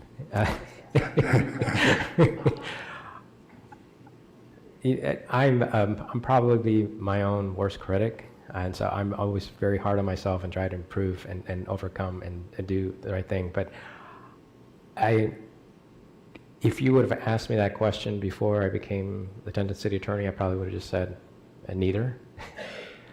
But I think now, and just quickly doing a flashback and like a movie on going by really fast, I think I would classify myself as a leader.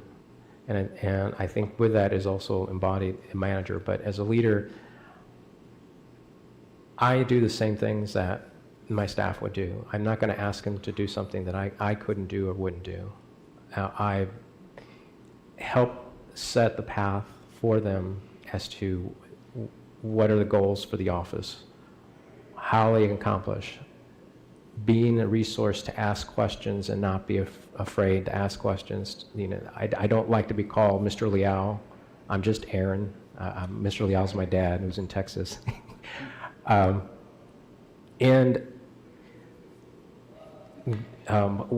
thing that I used, and which I think is very effective, and in Denton I had to do it because of the size of the office, is to actually let them know everything that goes on. I don't like to keep secrets or anything from the other staff, from the attorneys.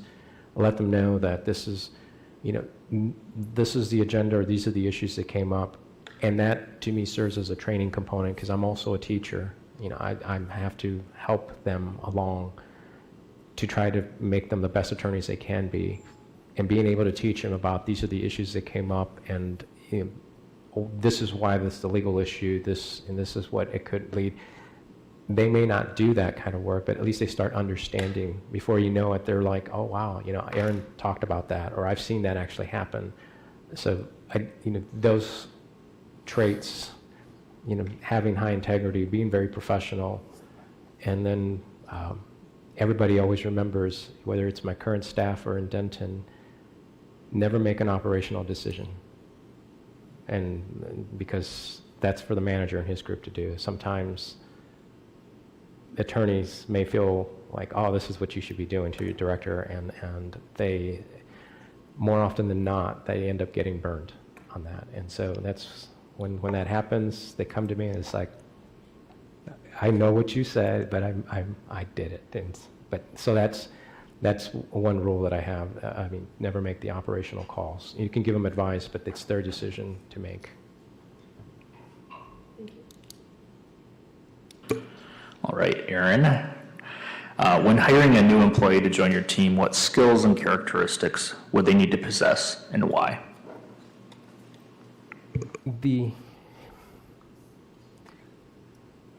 Since I have a very small staff and there's 2 prosecutors in Royal Oak, I'm not going to use them, even though I've hired another prosecutor.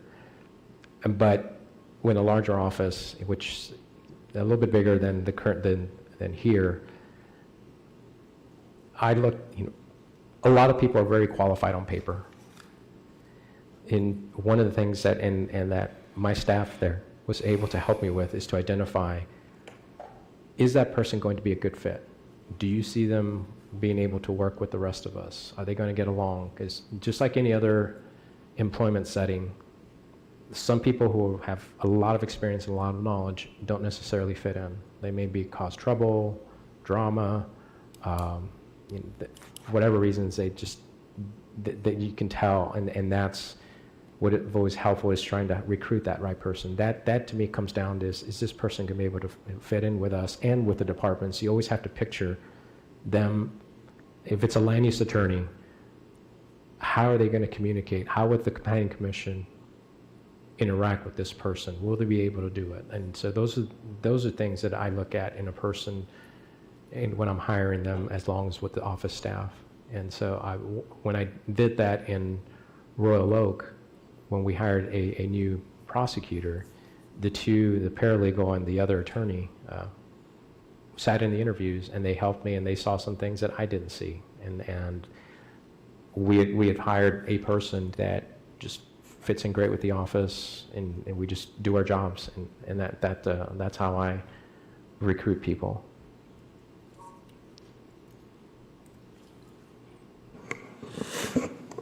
Thank you for that. What will be your secret to prioritizing, organizing, managing time, and evaluating how effective we are using our resources?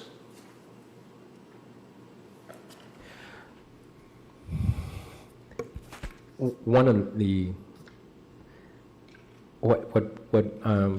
in Royal Oak, what I currently use when I prioritize, I mean, in same thing with Denton, there's like levels of the legal requests that we do. I'm sorry. Just in the day, in every day, when the different legal services come in, and it's usually the operations, those that are going to be on an agenda and according to the agenda schedule get higher priority because they're on a deadline. And so we work to do that. Other stuff that may be more long-term get a lesser priority, but it's still important, so you have to kind of understand that. Then there's, above the two is when a commissioner or the manager has a pressing legal issue or question. A lot of those I can handle just on phone conversation or just meeting. And so, but prioritizing those, I can get done a lot of the things that go before your agenda, because if I spend my time doing a research project and I'm not doing the agenda, then the manager's going to come down to the office and say, hey, why haven't you reviewed these, or why hasn't your staff? So that's because I'm the only person right now in Royal Oak that does all that work. That's kind of my priority. In an office environment, it is to actually keep track of those and instill that in the staff to prioritize their projects so that the important things, those, especially the agenda items for any board and this commission, are getting done as quickly as possible, and then answering the legal questions, and then working on the projects, the long-term projects. And resources to use that, I think becoming more efficient in that way minimizes the amount of resources that we use.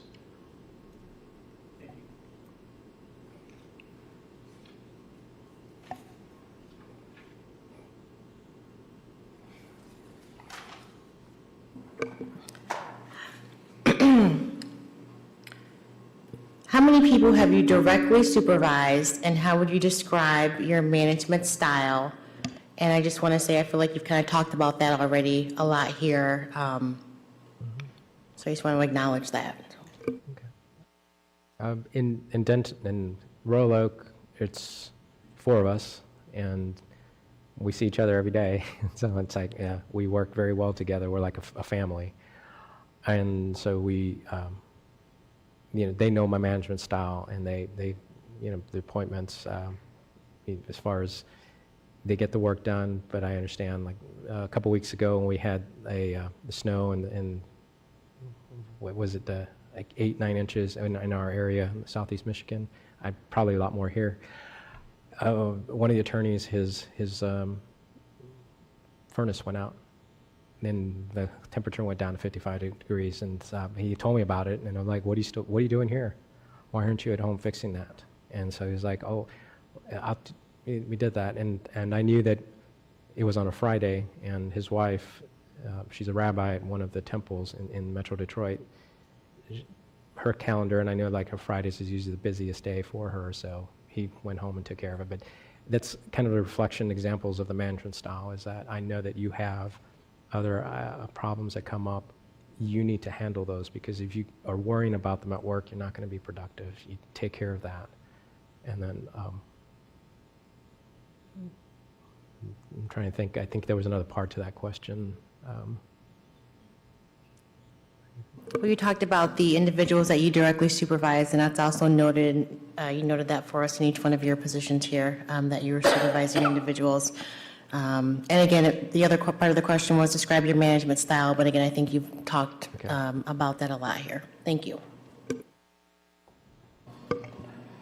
What is the most important long-lasting initiative you developed regarding employee growth and development?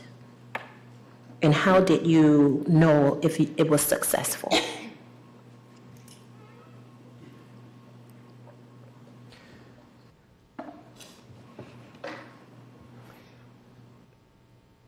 And I'll give you an example in Denton.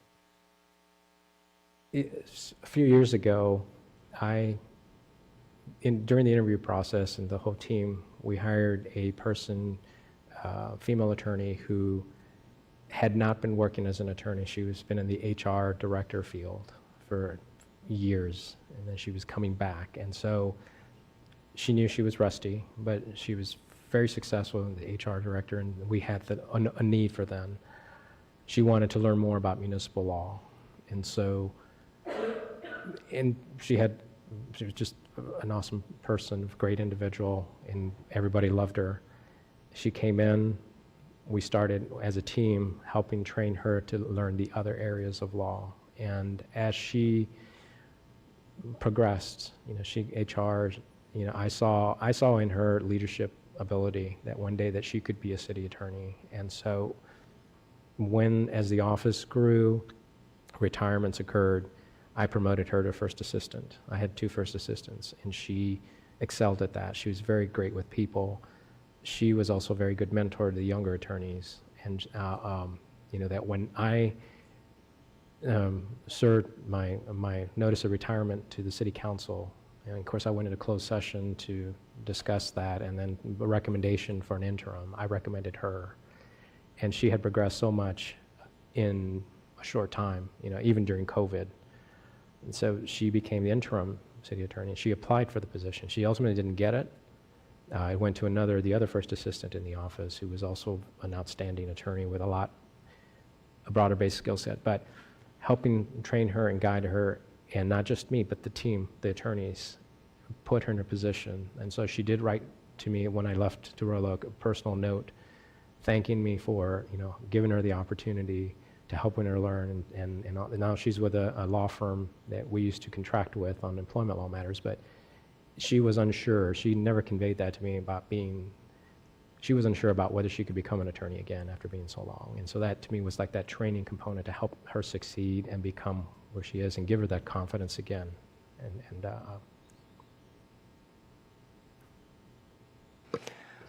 Okay, getting to a collaborative agreement on contentious or difficult issues can be difficult.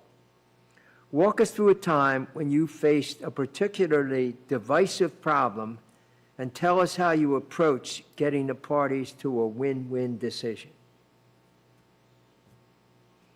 I was hoping not to talk about gas wells, but that has probably been one of the most challenging projects I've ever worked on, and ongoing for years. The natural gas wells there are a lot in the state of Texas, and you see them as you're flying over Texas, and you see those little dots, and they look like they're being connected. Those are the gas wells, and then the roads, dirt roads leading to them.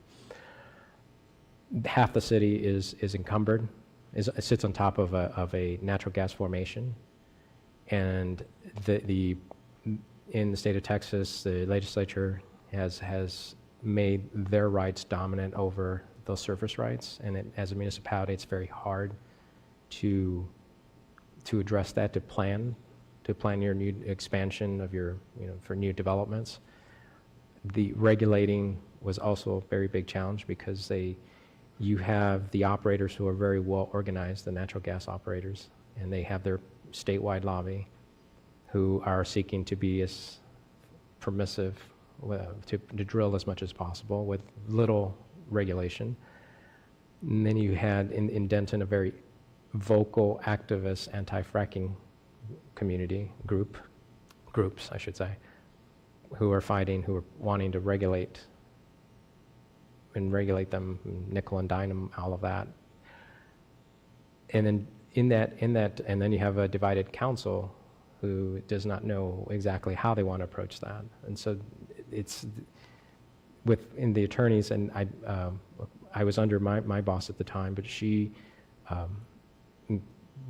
did, we researched, we tried to consult it with various consultants to get an ordinance that would balance everyone's interests.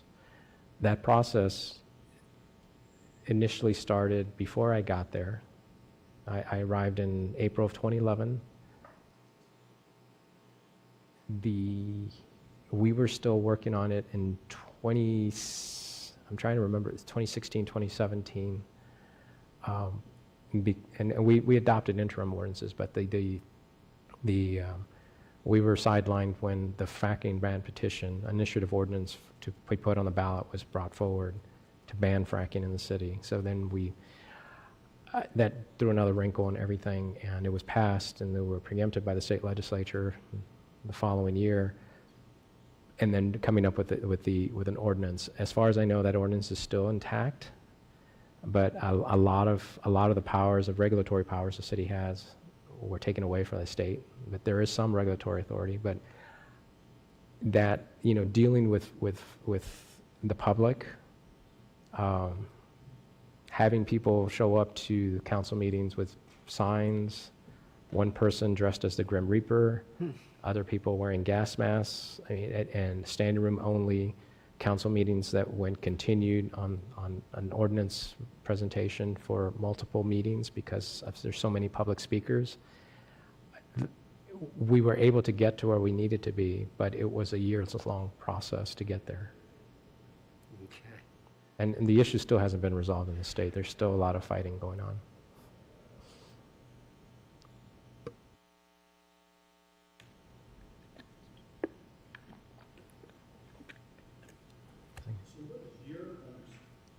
Oops, there we go. What is your understanding of diversity, equity, and inclusion, and how will you incorporate this into your department's mission?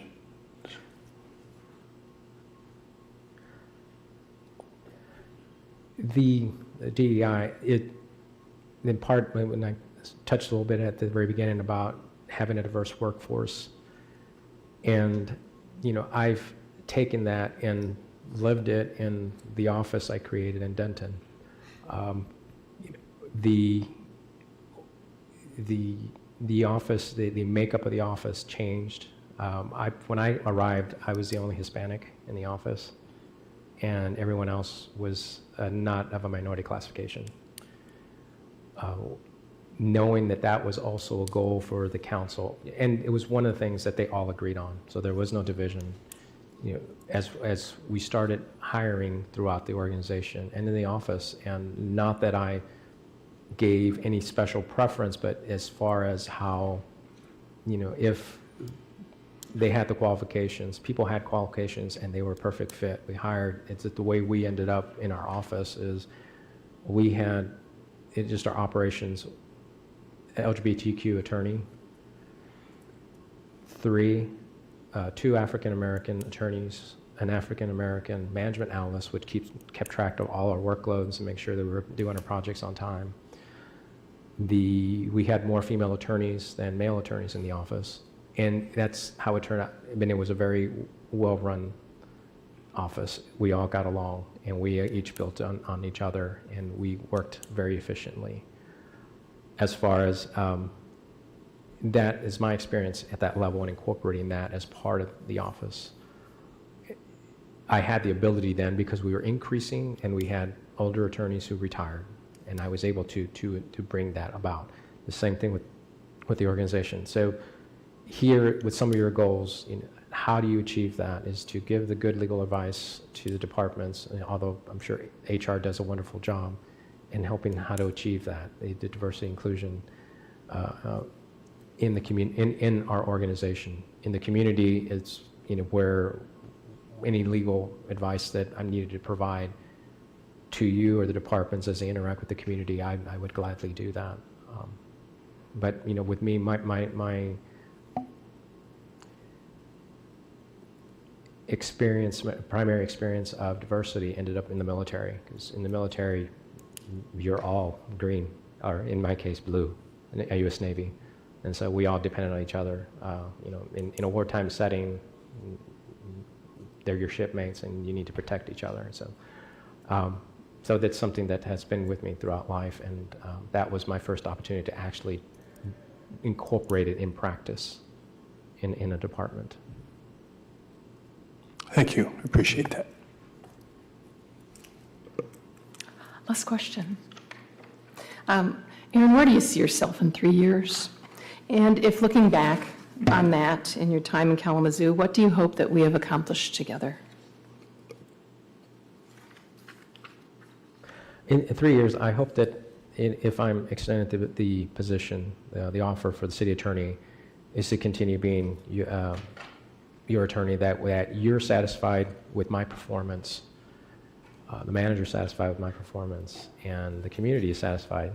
And then I, in turn, am satisfied with the community and everyone else, and the commission, is to be in that atmosphere, to enjoy what I do, and to enjoy helping people.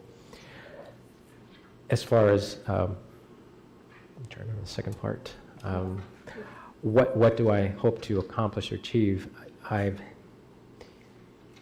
That one's a little bit more a tougher question to answer. I don't know where along the process you are on various projects where I could come in and actually assist you in any of the legal issues that are involved. Other than the ones that I talked about earlier about the community sustainability plan and some of the other issues where I can offer some help. But I hope to be able to, if you do a zoning ordinance rewrite and you're trying to incorporate these sustainability principles, that I can offer some tools that I picked up in my previous state on how to incentivize these types. I mean, you'd be surprised how developers will like incentives. And I'm not talking about monetary incentives. I'm talking about, for waiving setbacks or authorizing staff to reduce setbacks if they incorporate this, or it's just, there's different ways to get to where, as my dad always says, and I'm a cat person, so it's coming out of my mouth, there's more than one way to skin a cat. So Thank you so much. So thank you. We have reached the end of our regular questions. There'll be an opportunity for you to ask a couple questions now, but I just wanted to follow up here just for a resume question, looking at your resume in particular. So, one thing, you obviously have long experience in municipal law, and as I look at that, I see you were in the city of Denton for 12 years approximately. Prior to that, city of McAllen, 5 years. And now you've been in Royal Oak just a couple of years now. So that is a little inconsistent, with your extended work history. What made you think about, looking for other options at this time and being interested in Kalamazoo? I think what I mentioned at the very beginning about the core values and the stabilization of your city finances and the foundation for excellence, and then some of the other messages that were, or some of the other statements that were made by your recruiter last fall is what intrigued me about that. And then being on the west side, would be closer to our family. But aside, there is, as I researched more and more, I liked what I saw, and I wanted to be a part of what you're accomplishing, what you're wanting to accomplish. And those are the things that interested me in applying. And I know I've only been in Royal Oak for a short period of time, less than 2 years right now, but it's nothing against the community. They're wonderful. They're a wonderful commission, wonderful staff that I've worked with. I just think that some of the projects you have and your stabilization of your budget and some of the values that you believe in and programs you're pushing interest me a lot more. I'm wanting to take that challenge on. All right, that's helpful. I appreciate that. Is there any question that you have for us, that would add to, your understanding or your decision about, your consideration for working here, that sort of thing? And I think every community is different, and I know that the city attorney's offices are different. I mean, I found out yesterday that, actually I've known about it, but I was just surprised that they take a certain function, the FOIA, they process all the FOIA requests. I've never come across that anywhere. It's always been clerk and PD, depending on what the information we're looking. But one of the things that, so I learned new things from the community, but I think what's important to me to find out is what vision do you have for the city attorney's office, and how do you measure whether or not the city attorney's office is successful in achieving that vision? And to me, that helps me because I gain an understanding of what you're really wanting the city attorney's office to do or to be. Okay, well, I guess I'll take a swing at that. I mean, right off the bat, keep us from getting into trouble. And that is, at the level of our meetings and making decisions and how we're going about doing that. But of course, more broadly, in terms of whatever policy actions that we either might be in place, and maybe that is partly an evaluation of our ordinances that are already on the books. We've been doing some of that cleanup work. So we've been doing things like decriminalizing, some of our local ordinances related to specific things and making sure they're consistent with changing laws that have occurred since that time. So as far, we depend a great deal, on our attorney's office to have that built-in knowledge. In addition, and something we've experienced here, whether it's state law changes, for example, cannabis industry and things that have come along with that, and how we're negotiating those kinds of things that come to us here, how we want to respond to that related to specific things like social equity and how that's built in. But then in addition to that, local initiatives that we might need some help accomplishing. How do we get to a goal? And sometimes it's straight at it, sometimes it might be a workaround, but that might be based on local interests related to things like, we expanded protected classes in Kalamazoo beyond what Elliott Larson included in the time. That happened in 2009, but have also added some measures related to other protections on housing discrimination. So it's being able to not only recognize, what exists, what's best practice, but also helping us with more aspirational approaches that we want to take, all wrapped together in helping this be a community where everyone has the opportunity to succeed.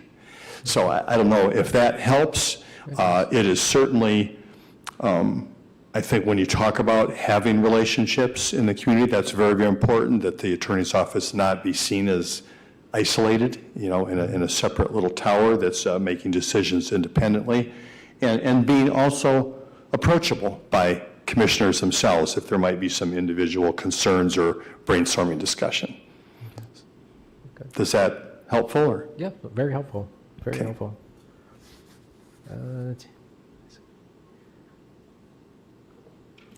And just to just develop some background knowledge, what is, excluding COVID, what are some, because we went through it nationwide, but what are some of the biggest legal, non-legal challenges that this city and this commission have faced over the last 3 to 5 years? So I guess just, and anyone can jump in here after this, I guess I'll just start off with something, but certainly, I would say if I had to put something at the top of the list, it's our own duty to be introspective and thoughtful relative to policing and what that looks like and what that feels like to the community. We have a little bit of a unique department here. I think we might be one of the largest public safety departments in the country, and that it is the same team that provides police and fire and first responder services. So we are a combined public safety department rather than separate, here's our fire folks, here's our police folks. So that makes some things about it a little unique, but that is certainly something that we've been continuing to be attentive to and sensitive to how community experiences that policing and what are the avenues for community complaints to be adjudicated relative to concerns. So we have a citizens review board here related to public safety. So I would say that is something we have certainly been talking about, as has the whole country, I would suggest, but in particular over the last couple of years. Other things that are concerns, which we talking about those things emerging, that we have maybe only limited control over, but we are a city that was built on manufacturing. This was called the paper city way back in the day. That contributed a lot of jobs and ultimately kind of community wealth. That is much diminished now. I think there are well over a dozen paper companies that worked in the area. We have local concerns related to public health.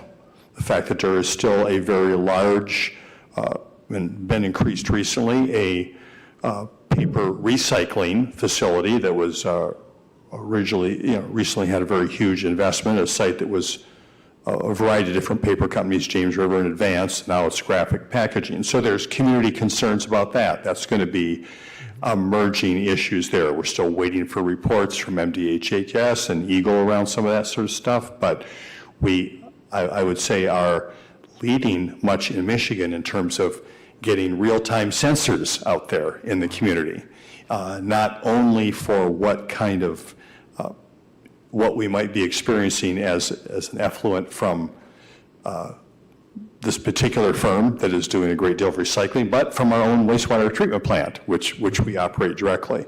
But we're in the process now of putting sensors out that will expand the capacity beyond what we're measuring now to more things like soot and carbon monoxide and those sorts of things. So that is going to be, I think, those two areas I think are going to be important emerging areas for us. Okay. We are still, it hasn't ended, but we're still grappling with how we can be successful when it comes to the social equity side related to cannabis business, which is legal here. As you know, local choices could be made about whether that was allowed or not, and it is. There will be other things come forward, whether it's consumption lounges, which is part of that, which is not currently happening here in Kalamazoo, grappling with those kinds of things. And then, of course, as that balancing of development and I guess sustainability and preservation of green spaces, that tension that occurs. There's going to be, I think, continuing discussions about that. Some of them may even be, a part of this discussion that's happening about a proposed very large event, arena center, that was just the last few days, talked about going here into downtown Kalamazoo. What's that mean in terms of traffic and neighborhood concerns and that sort of thing? So these are all, I would say, besides your standard practice, I don't know if anybody wants to add to that, but those are certainly, issues that are going to be front and center for us here and for, having our attorney's office that is knowledgeable and supportive and helping that commission, us and future commissions manage the community expectations around those things. Okay. Anything else you wanted to add to that? Commissioner Pradel? Just thought of a couple of things to add to that list. One of them, we have a 40-year plan with townships, their surrounding townships with their water, but there's still wastewater that needs to be grappled with as well. I think you had mentioned about spending 7 years litigating that with the townships, and probably hundreds of thousands of dollars worth of tax dollars, trying to work through that. And we were able to come up with an agreement with them, I think maybe 2 years ago. But the wastewater is still to be seen. And then also, the city of Kalamazoo is now managing downtown, I guess, if you will. And so that's going to be a big part of what we're considering looking at, I think, as well in the years to come. So. Yeah, that's important. Yeah, Commissioner Hoffman. And I just wanted to raise up that with that chapter 18 to 18A, there also came a civil rights board. And that is something that we are looking at, really seeing how can we put more enforcement, more teeth into that civil rights board. One, because our community is asking for it, that entire chapter 18 to 18A was community driven. And so to have community have input and give more teeth is very important when we think about our housing crisis that we're experiencing, where Black and brown people are mostly affected. Thank you, Commissioner Hoffman. Any other general questions or concluding comments you'd like to make? No, I think I've talked a lot, and a lot about my background, my skill set, municipal skill set. I've learned a lot of information here today from your questions. I just wanted to say that I thank you very much for inviting me to interview with you. It was a pleasure, and if I am selected, then which I hope I am, but if I am selected, then we'll proceed to the next step. But I thank you very much for your kindness and hospitality, not just yourselves, but your staff that helped me along the way, and I really appreciated that. So thank you very much. Thank you, and appreciate once again you making the effort and taking the time to come over here and spend some time with us in Kalamazoo. Thank you very much. I see, well, you're disconnecting yourself. Usually I walk off with the sound equipment when it gets attached to me. So thank you once again. And Director Duzick, did you have anything that you wanted to add at this time then? All right, I think that commissioners, so we have a situation right now where we had put on our agenda, we were kind of running through 3 o'clock, but we have a couple commissioners that have 4 o'clock responsibilities, so I think we have an opportunity to go probably to 20 minutes to 4, maybe. There was a lunch delivered for us, so it is still there. Do we want to take a brief eating break and then come back? What is a fair amount of time? 20 minutes? Okay, till a little bit, 10, quarter after, maybe something like that? Does that work? Yeah. Okay.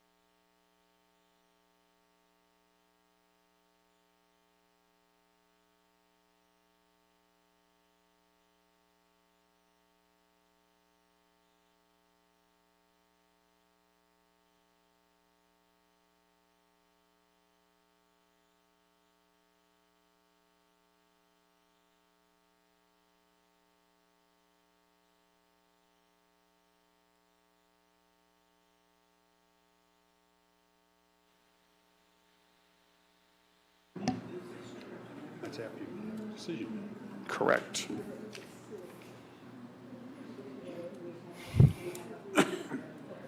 All right. Well, welcome back. I hope everybody enjoyed their late lunch and are now nourished and ready to continue. So first thing I wanted to do is I want to propose a little change to our agenda here. You know, we had, as is normal, our public comments at the beginning. I wanted, if it's okay with commission, to provide another public comment time if people want to take advantage of that, maybe shorten a little bit, like we would in our committee of the whole meeting, say if there's anyone who'd like to make a public comment at this time. And I assume, Clerk Borling, that the microphone is on at the podium here. That you have 2 minutes. Please come forward and state your name, where you live in the city, and we'll have an opportunity for public comments right now before we get into further deliberation. Anyone who wants to take advantage of that?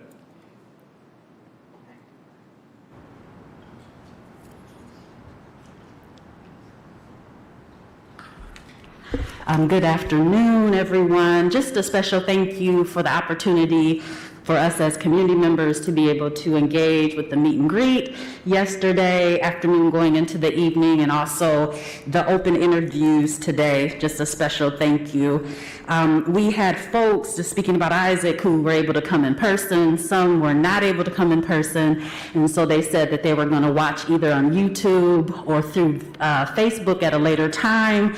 And my ask is, just as we're thinking about community collaboration, and even last time, if we could just give that time for community members and more community members who could not come to these spaces to be able to lean in, to watch online, and then be able to reach out to you all, whether it's via phone or email, to be able to give you that input as well. And so I know you all were able to do that at the last time we went through this process. That was very inclusive, and we want to thank you for that. I know it's a little bit of a different time schedule, a little longer before the next commission meeting, but if you all are able to communicate that with the applicants and the candidates, I'm sure they will understand the need to be able to include community and want to hear from community. So again, a special thank you all for including us in this process. We appreciate it, and thank you again. Thank you very much.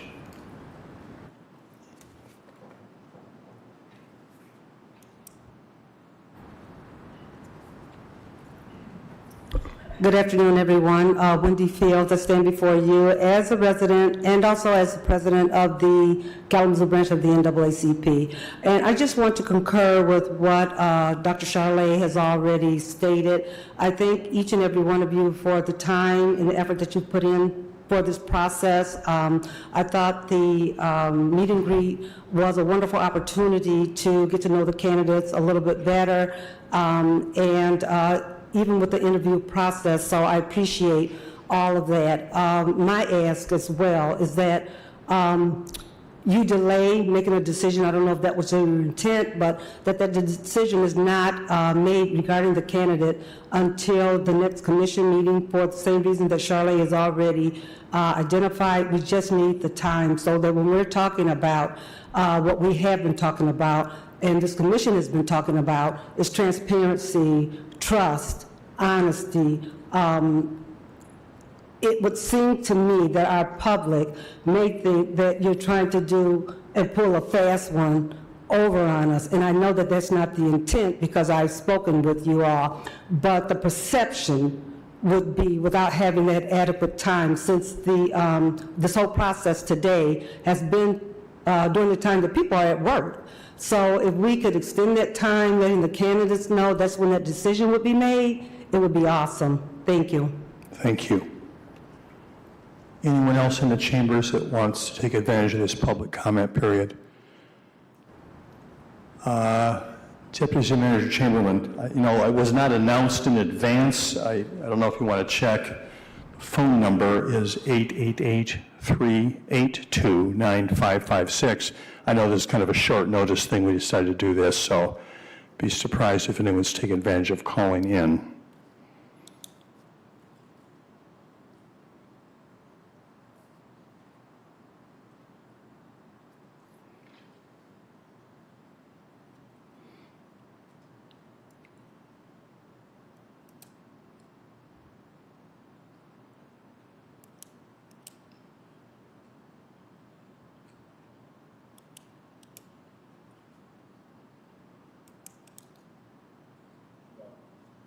No calls. Thank you, DCM Chamberlain, appreciate that.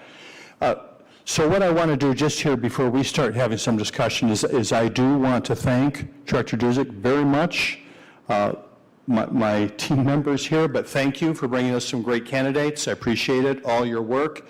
That definitely adds, doing the commission's work adds to your work, you know, in addition to doing the city work at the same time. So thank you for the great work and helping this all get set up for us. So commissioners, now is time for us to just have a little discussion about what we want our process to be. Now, I want to remind everybody that, you know, and I agree with the speakers here, is that, you know, we want to be open to input, and we've intended to construct this so there would be input opportunities. We certainly did have a time last evening, more after work time, when people could come. Unfortunately, not very many people took advantage of that. As a matter of fact, we closed it down early because people, you know, were not showing up. It was just an empty room with the candidates at the end. But there was that opportunity, of course. I know this is an awkward time for anyone who can't get off work, but, you know, there is an opportunity. Obviously, there was an opportunity for public comment and call-in earlier in the meeting. That all said, you know, it is ultimately, we are still all citizens of Kalamazoo, and we were elected to make decisions for the city of Kalamazoo because people trusted us to do that, and believe that we will be, you know, making decisions that are in best interest of the whole city. So it is certainly within our, you know, we can go ahead and discuss this and, you know, decide to go ahead and take advantage of what we got ballots again, you know, vote today if we want to do that. So that could happen. Also, there's no reason we have to do that. You know, we could extend the time. It's a little longer time, like that was mentioned, than last time when we did this round. The next natural time would be to add this to our agenda a week from Monday, which is our next scheduled city commission meeting. I believe that's April 3rd, I think. So I don't know how packed that agenda is going to be, Manager Ritzma, but this is something we could add to that agenda. So I would suggest that that would leave a very extended time for any community input to come our way between now, literally almost 10 days. So that is another way we could go, and that's entirely our decision to make as well. Other things just to keep in mind about this, is I referenced this earlier, is that our, you know, our good current city attorney has, you know, given us his real end date, which is June 2nd. I'm not sure what day of the week that is, but it's a Friday, okay? And so that's it. And so we've ignored those several times in the past and gone past his dates when he wants to be gone, and he's agreed to stay around. Thank you, Attorney Robinson. But that means we also just have to be responsive to the time frame that exists. Is that, just a reminder, the process that will occur is that once we make a decision, there will be a period where there'll be some negotiation related on when that contract would be. That has to come back to us to act on before it is offered. So that means that's a, you know, that's a meeting or two of the city commission that has to happen. And then once we voted on that, then whoever the candidate might be will have to then at that time determine, well, I'll give my notice, or how much time do I need before I can accept. So, you know, we are in a time frame, and I'm sure that there are able staff in the city attorney's office that can fill a time frame, if there is one, between city attorneys, but I'd hate to do that to our city attorney's offices. Like to avoid that as much as possible. So that's just another thing to keep in mind, is that we do have a time frame here. So relative to all that, I don't know if anyone has any thoughts or comments that they want to make about what we should do going from here. Mayor, I'd like to hear from Director Duzick. It sounds like she's got something to say, but I'd like to hear from her about the rest of the process and how she might communicate with the applicants moving forward.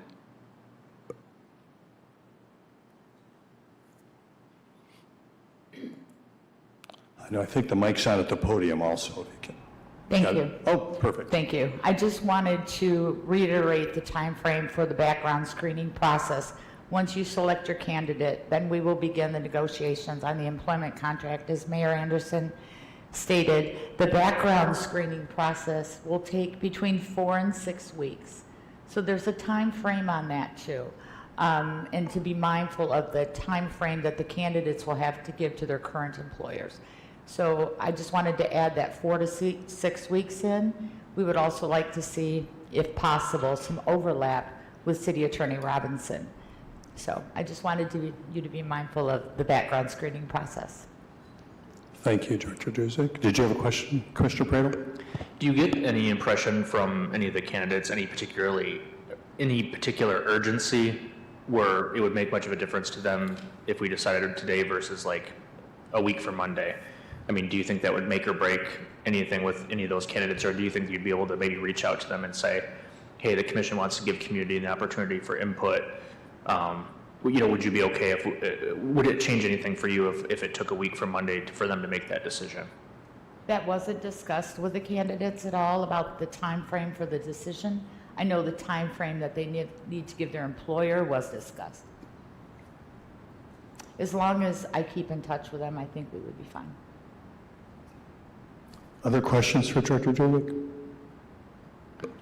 I just wanted to kind of go through the timeline. So if we decide not to make a decision today, and we opt for community input on April 3rd, and then we make our decision then from that date is when you extend the offer. And if they accept it, then it's going to take 4 to 6 weeks from there. I'm just kind of looking at the calendar, and I'm also knowing that we want to respect Clyde's end date of June 2nd. So I guess I'm just wondering if we're going to have enough time. We definitely would want this individual to be able to sit and speak and glean from Clyde, and maybe waiting that long might inhibit that a little bit, because I mean, if this individual comes here, they're going to need to have that one-on-one specific time with, saying Clyde, our city attorney, to kind of understand where things are, because when Clyde's done, Clyde's done. We would not be reaching back out to him. So I'd want to make sure that the individual that we do choose is also equipped with the knowledge for what the city is facing right now going forward. So if I'm hearing that if we make a decision on April 3rd, it could still be 4 to 6 weeks. If even in 3 weeks, we're going into May, 4 weeks could be the end of May 12th. And then I can't imagine if someone would give their notice without having that background check back. And I mean, who knows what can come up? You just don't know. And now we're back in a position where we are, and then that individual is now possibly out of a job. So just kind of weighing those things right there too. So you said you talked about time that they would need to give their employer. Did any of them say I would need to give them 1 week, 2 weeks, 3 weeks? Because we're also looking at individuals, all except for one, that do not live here within the city. So they would need to find a place here. I'm just bringing everything out as I'm thinking. I don't know if anyone else has had any other conversations with anyone, or. So if we decide a week later, they're roughly going to have 2 weeks, maybe 2 weeks with Clyde. If we decide now, they'll have about 3 weeks with Clyde. If we decide later, we'll be without an attorney for about 3 to 4 weeks, is the time frame. Director Duzick, did you want to add anything to that? This isn't on. It's on. Oh, it's on. Thank you. I wanted to respond to Commissioner Decker's comment first. I also want to remind you that there is going to be that time frame to negotiate the employment contract. So normally that happens, and then they give their notice. So I would like to plan on 5 to 7 business days to negotiate the contract. Then that has to come before commission, and then we would begin the background screening. So we are looking at possibly nothing really even being started until June on the 3rd, send out the negotiations. That could be done by the 10th. come back on the 17th to the commission, and then that's what you would start the background check, and that's going to take us all the way into 1, 2, 3. If we just give it 4 weeks, that's going to take us up into that last week in, second to last week in May. So that's going to give that individual, as you said, Commissioner Juarez, up to a very limited time for this individual to gather knowledge that they're so desperately going to need for the city.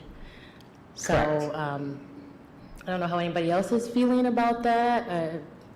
I know there was some discussion last time, or, the mayor made a comment that, we definitely would have somebody within the city manager's office, or sorry, within the city attorney's office, that could be able to pick up some of that slack. And if that was the case, why didn't we do that the last time? So I just wanted to kind of put that out there. So. Other thoughts?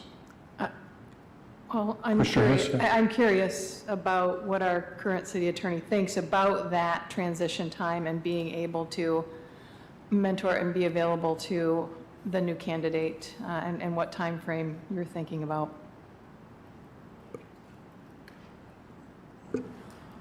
I guess a couple of observations. I guess, does anybody on the commission feel they need a lot of community input in terms of making the decision based upon the interviews you had this morning? Is having community input going to change your mind? If you're going to delay this, if you're going to delay the decision from this afternoon, that's your call. You do have the option of calling a special meeting sometime between now and the 3rd of April. Again, I don't know what everybody's availability is. That may be problematic. No, that's not going to work, no. All right. So that pushes you to April 3rd. And in terms of sticking around, I can tell you that from the experience that I had when Mr. Ritzma came on, and he overlapped with the former city manager, it was an uncomfortable time for both of the gentlemen. So it would not be my intention to necessarily overlap. Who's the city attorney then? Is it me, or is it the new person? I think that you need to give clear lines of authority as to who's in charge here. And I don't mind being available to help, but it seems to me that everybody, the organization, and this body would be best served by making a clean break. Because who's going to sit in the big chair? It's the same size chair as all the rest of these chairs. Actually, it's a bigger one. Is it? No, the one in my office. Oh, in your office. Is that, yeah, Commissioner Prado. I was going to ask, sorry, I didn't realize you sat down because I was looking over here at Shelley, but I'll give you some time to get up here. But I guess my question is like 4 to 6 weeks for a background check. Obviously I wouldn't want to forgo any of the safeguards and things that we do, but is there any ability to expedite that process, even if it means like maybe outsourcing some of it if our internal team is spread thin with everything else going on? It's a pretty large window, and that seems like that might be an area that we could maybe compress. And then the other thing too is I wonder if there's an opportunity to reach out to the candidates to say, this is the timeline we're dealing with. We just want you to know that in order to like meet this window, we really could use, some. You should think about it now. These are what the terms are likely to be. You should start thinking about it now so that when the decision makes, they don't have to take 4 weeks to make a decision. Thank you, Commissioner Prado. In speaking with Chief Boyson and Shelley Fox, the Deputy Director of HR, who is housed at KDPS, the background screening process will not happen in-house at KDPS. They do not have the capacity at this time to do the background screening. Chief Boyson has reached out and found an outside agency to do the background screening. He reached out to 2. Both of them gave the same time frame of 4 to 6 weeks. So. Commissioner Hoffman. Thank you. So I just wanted to say the 3 individuals that interviewed today had extensive experience in practicing municipal law. So I appreciate Attorney Robinson saying, like, let's do a clean break. What we don't want to happen is that bumping of heads, that uncomfortability. So they are competent. All of them had wonderful resumes, and they presented very well. So I think we should be assured of that we don't need to, they don't need to be coddled. And there is a team already in the department that can bring that individual up to speed. So.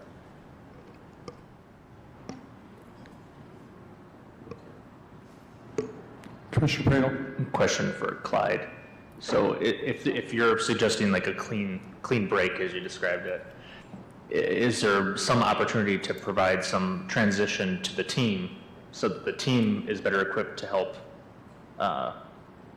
the new individual in the role? I guess, how would that usually look in an office like yours? I mean, because there's things that are vitally important issues that are sitting on your desk and your team's desk right now that you wouldn't want the person just to come in and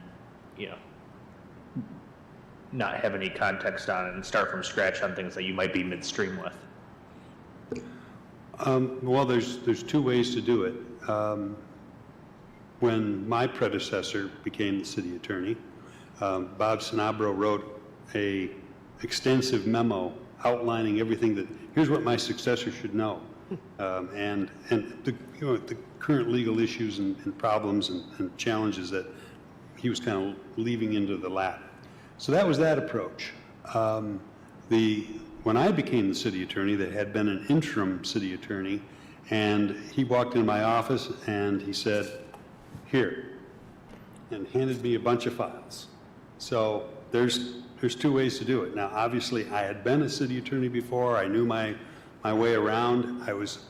I'd lived in Kalamazoo, grew up here, so I kind of knew this community.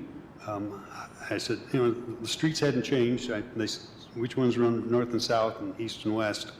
So I was able to walk into it fairly easily, and I still had family in the area, so I was in the community somewhat frequently. And the other thing that also assisted was I was coming from another community that had a manager commission form of government. So other than brushing up on the unique things about the Kalamazoo Charter, the format of government was the same. And I would point out at least two of the candidates that you interviewed here does not appear they have any experience with that form of government. So I think that might be a little more of a challenge in terms of how getting through the charter and figuring that out. But that said, that's just a matter of form of government. And so I think that my staff can, at least in the short term, I could take up to 2 weeks vacation, and they'd have to somehow muddle through. So I don't see that as necessarily being an impediment. I apologize for my ignorance about this question as well, but from a sustainability structure, like if you did go on a 2-week vacation, who's in charge right now? It probably would fall to the most senior staff person. That'd be Marcia Jones. Okay. But I would expect maybe a collaborative approach, probably. Thank you. Vice Mayor Cooney. So, this is a crucial decision. We all know this is a crucial decision. It seems to me that if we make this decision today and we don't allow for people in the community to have their input, we're just going to be deluged with a lack of transparency accusations. And I think that is a greater harm than working out these things that are real problems, but I think are manageable. So I'm for putting it off until the next meeting.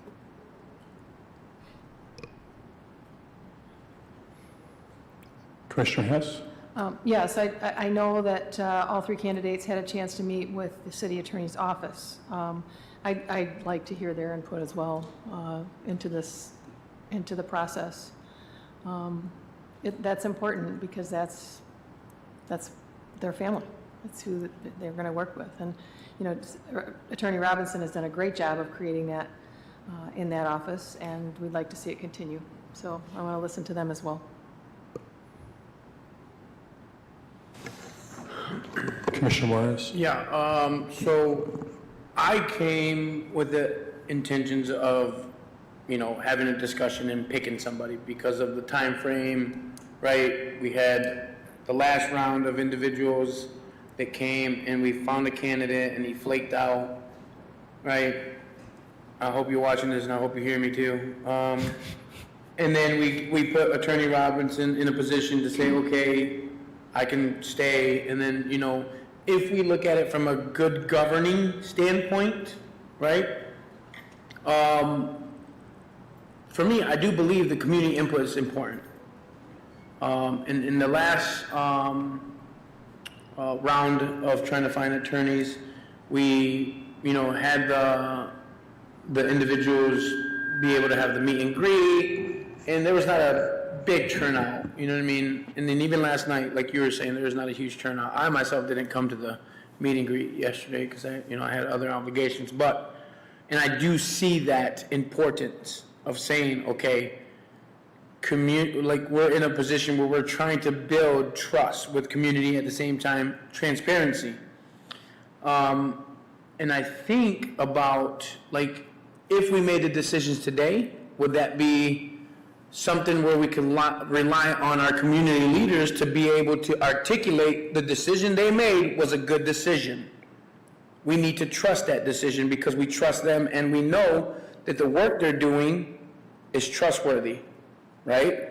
We would have to put that on our community leaders to say, are you guys articulating to the community and the people you serve and you lead our intentions? Because that's transparency, and building trust is a two-way street. I just got out of, I started counseling sessions with my wife, and we're realizing these things are like give and take, and it's like, oh, what do you mean I have to what?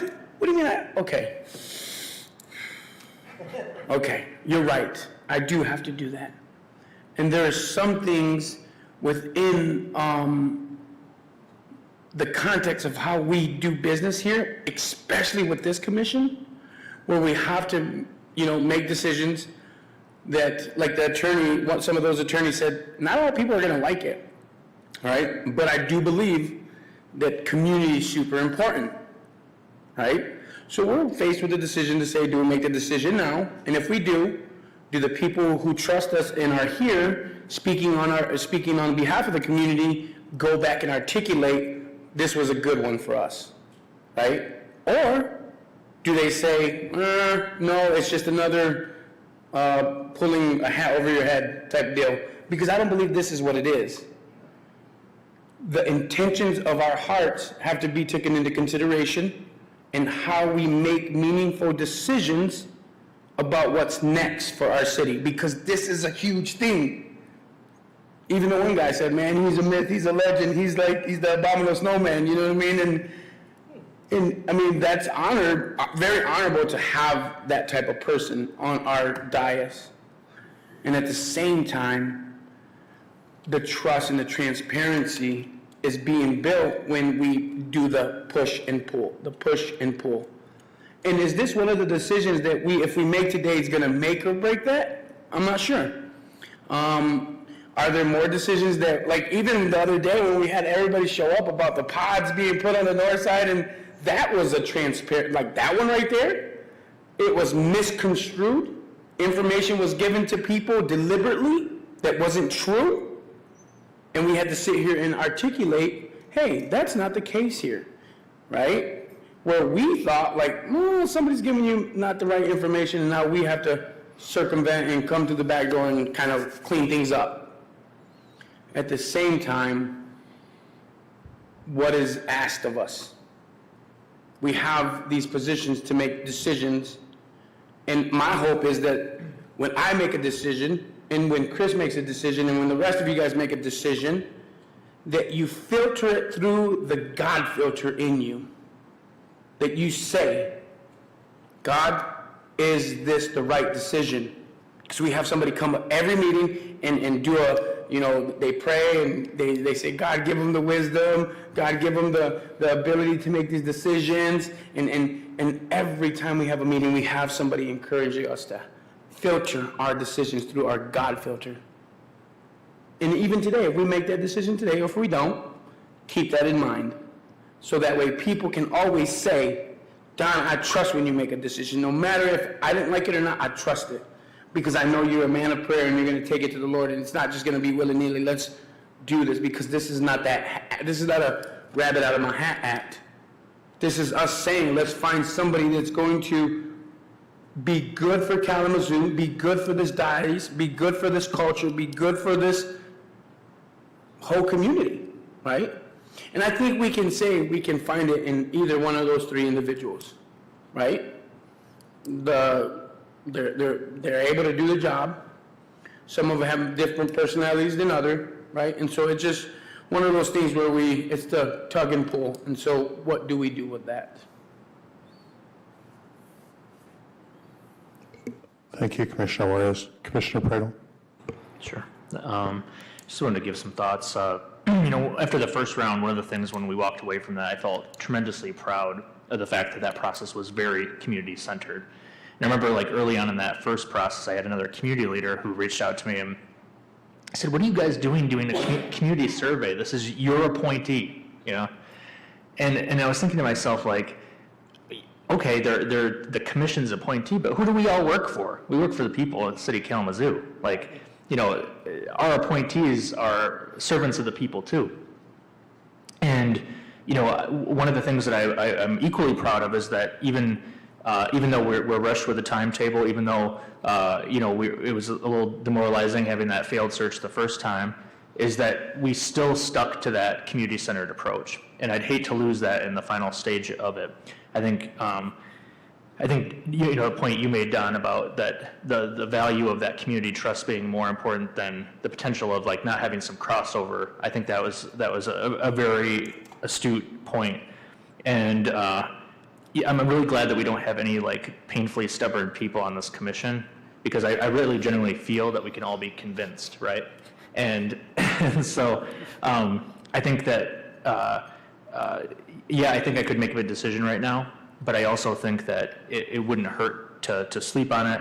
I think that there's, in addition to what you said, Commissioner Hess, not just the city attorney's perspective, but what about city staff? Definitely community, and I think that's equally important. And I was talking to Dr. Davis and Wendy during one of the breaks. I even just processing with myself, talking to both of them. My golden rule at work is that my team interviews first, I come in into the last interview, and then I tell everybody to sleep on it tonight. So I'd be breaking my own rule of how I would hire, and I'd hate to do that, for something this important. So I'm leaning towards, waiting until the meeting on April 3rd. I think that's a sage move, and I wouldn't mind maybe discussing kind of how we're feeling about things, about the candidates, or maybe sharing some of the pros and cons of each person, so that we can kind of process today, but I don't even think that's necessary if we'd rather wait. So that's all. Question? Commissioner Hess? So moving forward, when we do make a decision, like we did before, we ranked the candidates and we voted, right? Right. So we have a form in front of us that I kind of don't understand, and I wonder how we might use that. Director Dusick, can you help me with this form? Form is for your information. That's what Clerk Borling would use to tally your votes. So you Actually, have an individual ranking form? We have a ballot that Clerk Borling has created that has 3 names on it. Okay. And you can just check it. Simple as heck. So that was, I think, very much like the ballot we used last time. 3 names, 3 boxes. And Clerk Borling is ready with that. So we can use that, if we want, or in my mind, when I looked at it, I thought, well, it's also helpful just for our own, we want to line things up and look at perspectives and have a place to write that down. So we can do it however the heck we want to, but that's the simplest way to do it. Names. So then we would use those ballots. Should we, should we decide on April 3rd, we would use those ballots then. I think one of the dangers of using that today is that if community input comes in and says, I strongly disagree with how you're ranking, but you give the candidates the impression that I'm third string, then you might lose that candidate who says, well, I don't want to work for some, you know what I mean? Like, that would be my only worry is if we ranked it today, that we would kind of prejudice the final decision, would be the only thing. So I think we got to just Commissioner Juarez, yeah. draw a consensus, like, do you feel like we should wait? Do you feel like we should wait? I mean, we've heard from, like, I could have either or. I can make the decision now because I'm pretty confident in, you know, the job I have at hand, right? In finding somebody suitable for that position. Or I can say I can wait. So you have Commissioner Prado who said he would want to wait. Vice Mayor Cooney who said he want to wait.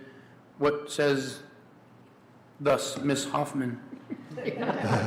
And thus Ms. Decker? That's Queen Hoffman to you. Well, he's definitely using royal-type language, that's for sure. Says thus Queen Hoffman. You know, I feel that we are in a unique position. I think all of us probably have that individual already in mind, and yet to continue building stronger relationship with community, it's more valuable to me to prolong and wait till the 3rd. Perfect. So we can get that. Even though a lot of community won't step in to this opportunity, at least we can open up the door. That's all we can do. Keep opening up the door. Queen Decker? Princess okay. Only one queen. Queen and princess, okay. All right. For me, again, kind of like Commissioner Juarez, I was expecting to come here today and make a decision because it wasn't really explained that we were going to do the next process. I do hear what our community is saying regarding having the community input. I don't think, unless I hear something detrimental, I don't believe that any community input would sway the decision that I have of who I think would be. Again, for me, it's just going through the time frame and, again, you know, then just, I guess one of my questions would be is, are we going to wait to make a final decision when the entire commission is here? Or are we going to be making decisions when a commissioner is gone? Because, okay, so like if we make it, so if we have public input on the 3rd, then we would all be able to make our decision that day and go forward. Does everybody intend to be at the meeting on April 3rd? Well, that's because then we're hitting right into spring break and I just want to make sure that we're all going to be able to be here because this could be prolonged even more if we're not here. Because I know I will not be here on the 17th of April. If anything happens, I won't be here. So I just want to make sure that we're not prolonging it too long. But I do agree that community input is important. But I was under the impression that I was going to be coming here today to make a decision on who our next city attorney was going to be. Thank you, Commissioner Decker. So that is an excellent question. As far as everybody knows, they will be present for our meeting on April 3rd. Our 7 o'clock business meeting, okay. As long as I don't have a flight delayed, I will be here on April 3rd. Is your flight on Sunday? Okay. Yeah, Commissioner Hoffman. Now, so let's say, for instance, even with a decision like this, as long as we have a quorum, we're good to go? Yeah. Sure. Okay, but I understand the importance of all of us being here, but I just wanted to put that out, like, as long as we have a quorum, we can move forward. We can, but something like this, I'd really like to have everybody weigh in on it. Commissioner Juarez? So I just want to be clear because this is super important, right? So it sounds like we're going to wait to the 3rd, right? Which seems like that's seems what the like that. inclination is, yep. So then it's your job now to get the community here to speak up and to state their opinion, right? So we should have a packed house on that Monday. Okay, that's good. Yep, that's good. Any other conversation about that? Commissioner Prado. I would say, and I think you alluded this in your comments too, but there also has to be the realistic expectation that, you know, we might hear from community and community might say, I like this person. and we might not vote that, because at the end of the day, I feel like people elect us to make hard decisions, and sometimes people are equally divided, and you have two birdies speaking in your ear with different perspectives, and community is going to have to trust that we as the elected people, are taking all that to heart and taking all those perspectives and all the diverse constituents from the city attorney's office to city staff to colleagues to community as well, and at the end of the day, picking somebody that we really believe is going to be the most sustainable, best choice for this community in the long haul. And so I just want to make sure that to express that as well, that that sometimes that's hard because you do take that process and hear community, and sometimes what you hear from community, you ultimately in your heart you decide you need to do something different. So I just wanted to put that out there. So this is not something we have to take particular action on. I think there's just general consensus on it. I guess the thing that I would ask then is that we're looking for April 3rd. We are going to be making a direct demand of a particular airline. We'll have to find out what the name of that airline is to make sure that there's a special flight if anything's canceled, but that for our agenda builders, that we need to make sure there's some space on our April 3rd meeting to have this discussion. So once again, thank you, team. I can't tell you what a pleasure it is to work with all of you. I really appreciate it. Yes. Do we need to vote on that? No, we do not. Okay. So it's, doing the good work and doing it together, and I appreciate that. And I appreciate your comment about no one is so stubborn that we can't find a way just to kind of come together on it. So even though I thought you were going to say that the commissioner to your left was a very stubborn person, I'm glad you didn't say it. It's not true, actually, but anyway. Well, I mean, I'm just, there's a part of me that will compromise, and there's a part of me that has to win. So whoever you get that night, you get that night. We were just talking about too how we feel like we kind of pick up what we're each feeling by osmosis now, because we sit next to each other so closely, and it's like he was like, I know what you're thinking, even though I'm not asking you what you're thinking. I'm like, well, maybe, I don't know, we'll find out. All right, that said, now we are at the time on our agenda for commissioner comments. Any additional commissioner comments? Commissioner Hess.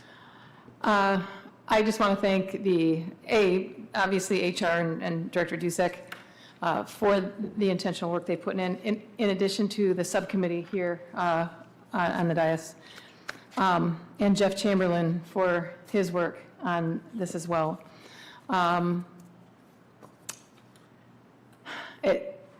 It's always a fun time, transitions, as I've done in my former job. So I do want to be the most prepared by April 3rd that I am. So I want to thank our applicants as well for putting themselves out there, and our former applicants did that as well with hopes, and I know these folks are here with the same hope. The good thing about these folks coming forward and telling us and holding up a mirror about Kalamazoo is why I enjoy my service here. They see an awesome community. They see a community that's supported by philanthropy. They see a community that tries to be open and transparent and working in the community. So that made, this process is always one that calls for self-reflection. And I would hope that coming together next Monday, we are all in agreement on our candidate. Thank you. Thanks, Commissioner Hess. Any other comments? Yep. Yeah, Commissioner Morris. I just want to just give and send my heartfelt warmth to Charlotte and Miss Wendy, because if you don't show up and you don't ask those questions and you don't bring that perspective, then how can we know? And I deeply appreciate your commitment to coming and to speaking the very words that you feel the Lord gives you to speak, right? Because without individuals like you and being like having that sounding board to say, okay, this is what we're doing, what do you think? And you know what? There's people who talk a lot, but don't show up, right? There's a lot of people on those Facebook comments that say all these things and, you know, they have their opinions and whatnot, but they never show up, right? But it is very honoring for you to come, right? Because I always have this saying in the streets, say it to my face, I dare you to, right? And I don't think you guys got a problem with that. So I appreciate that about you guys. And thank you for raising concerns that sometimes we might not see. So we appreciate you guys. Yep. Any other comments for the good of the order today? Okay, thanks once again. Thank you, staff, team, everyone who's helping us. I love you, Kalamazoo. We are adjourned.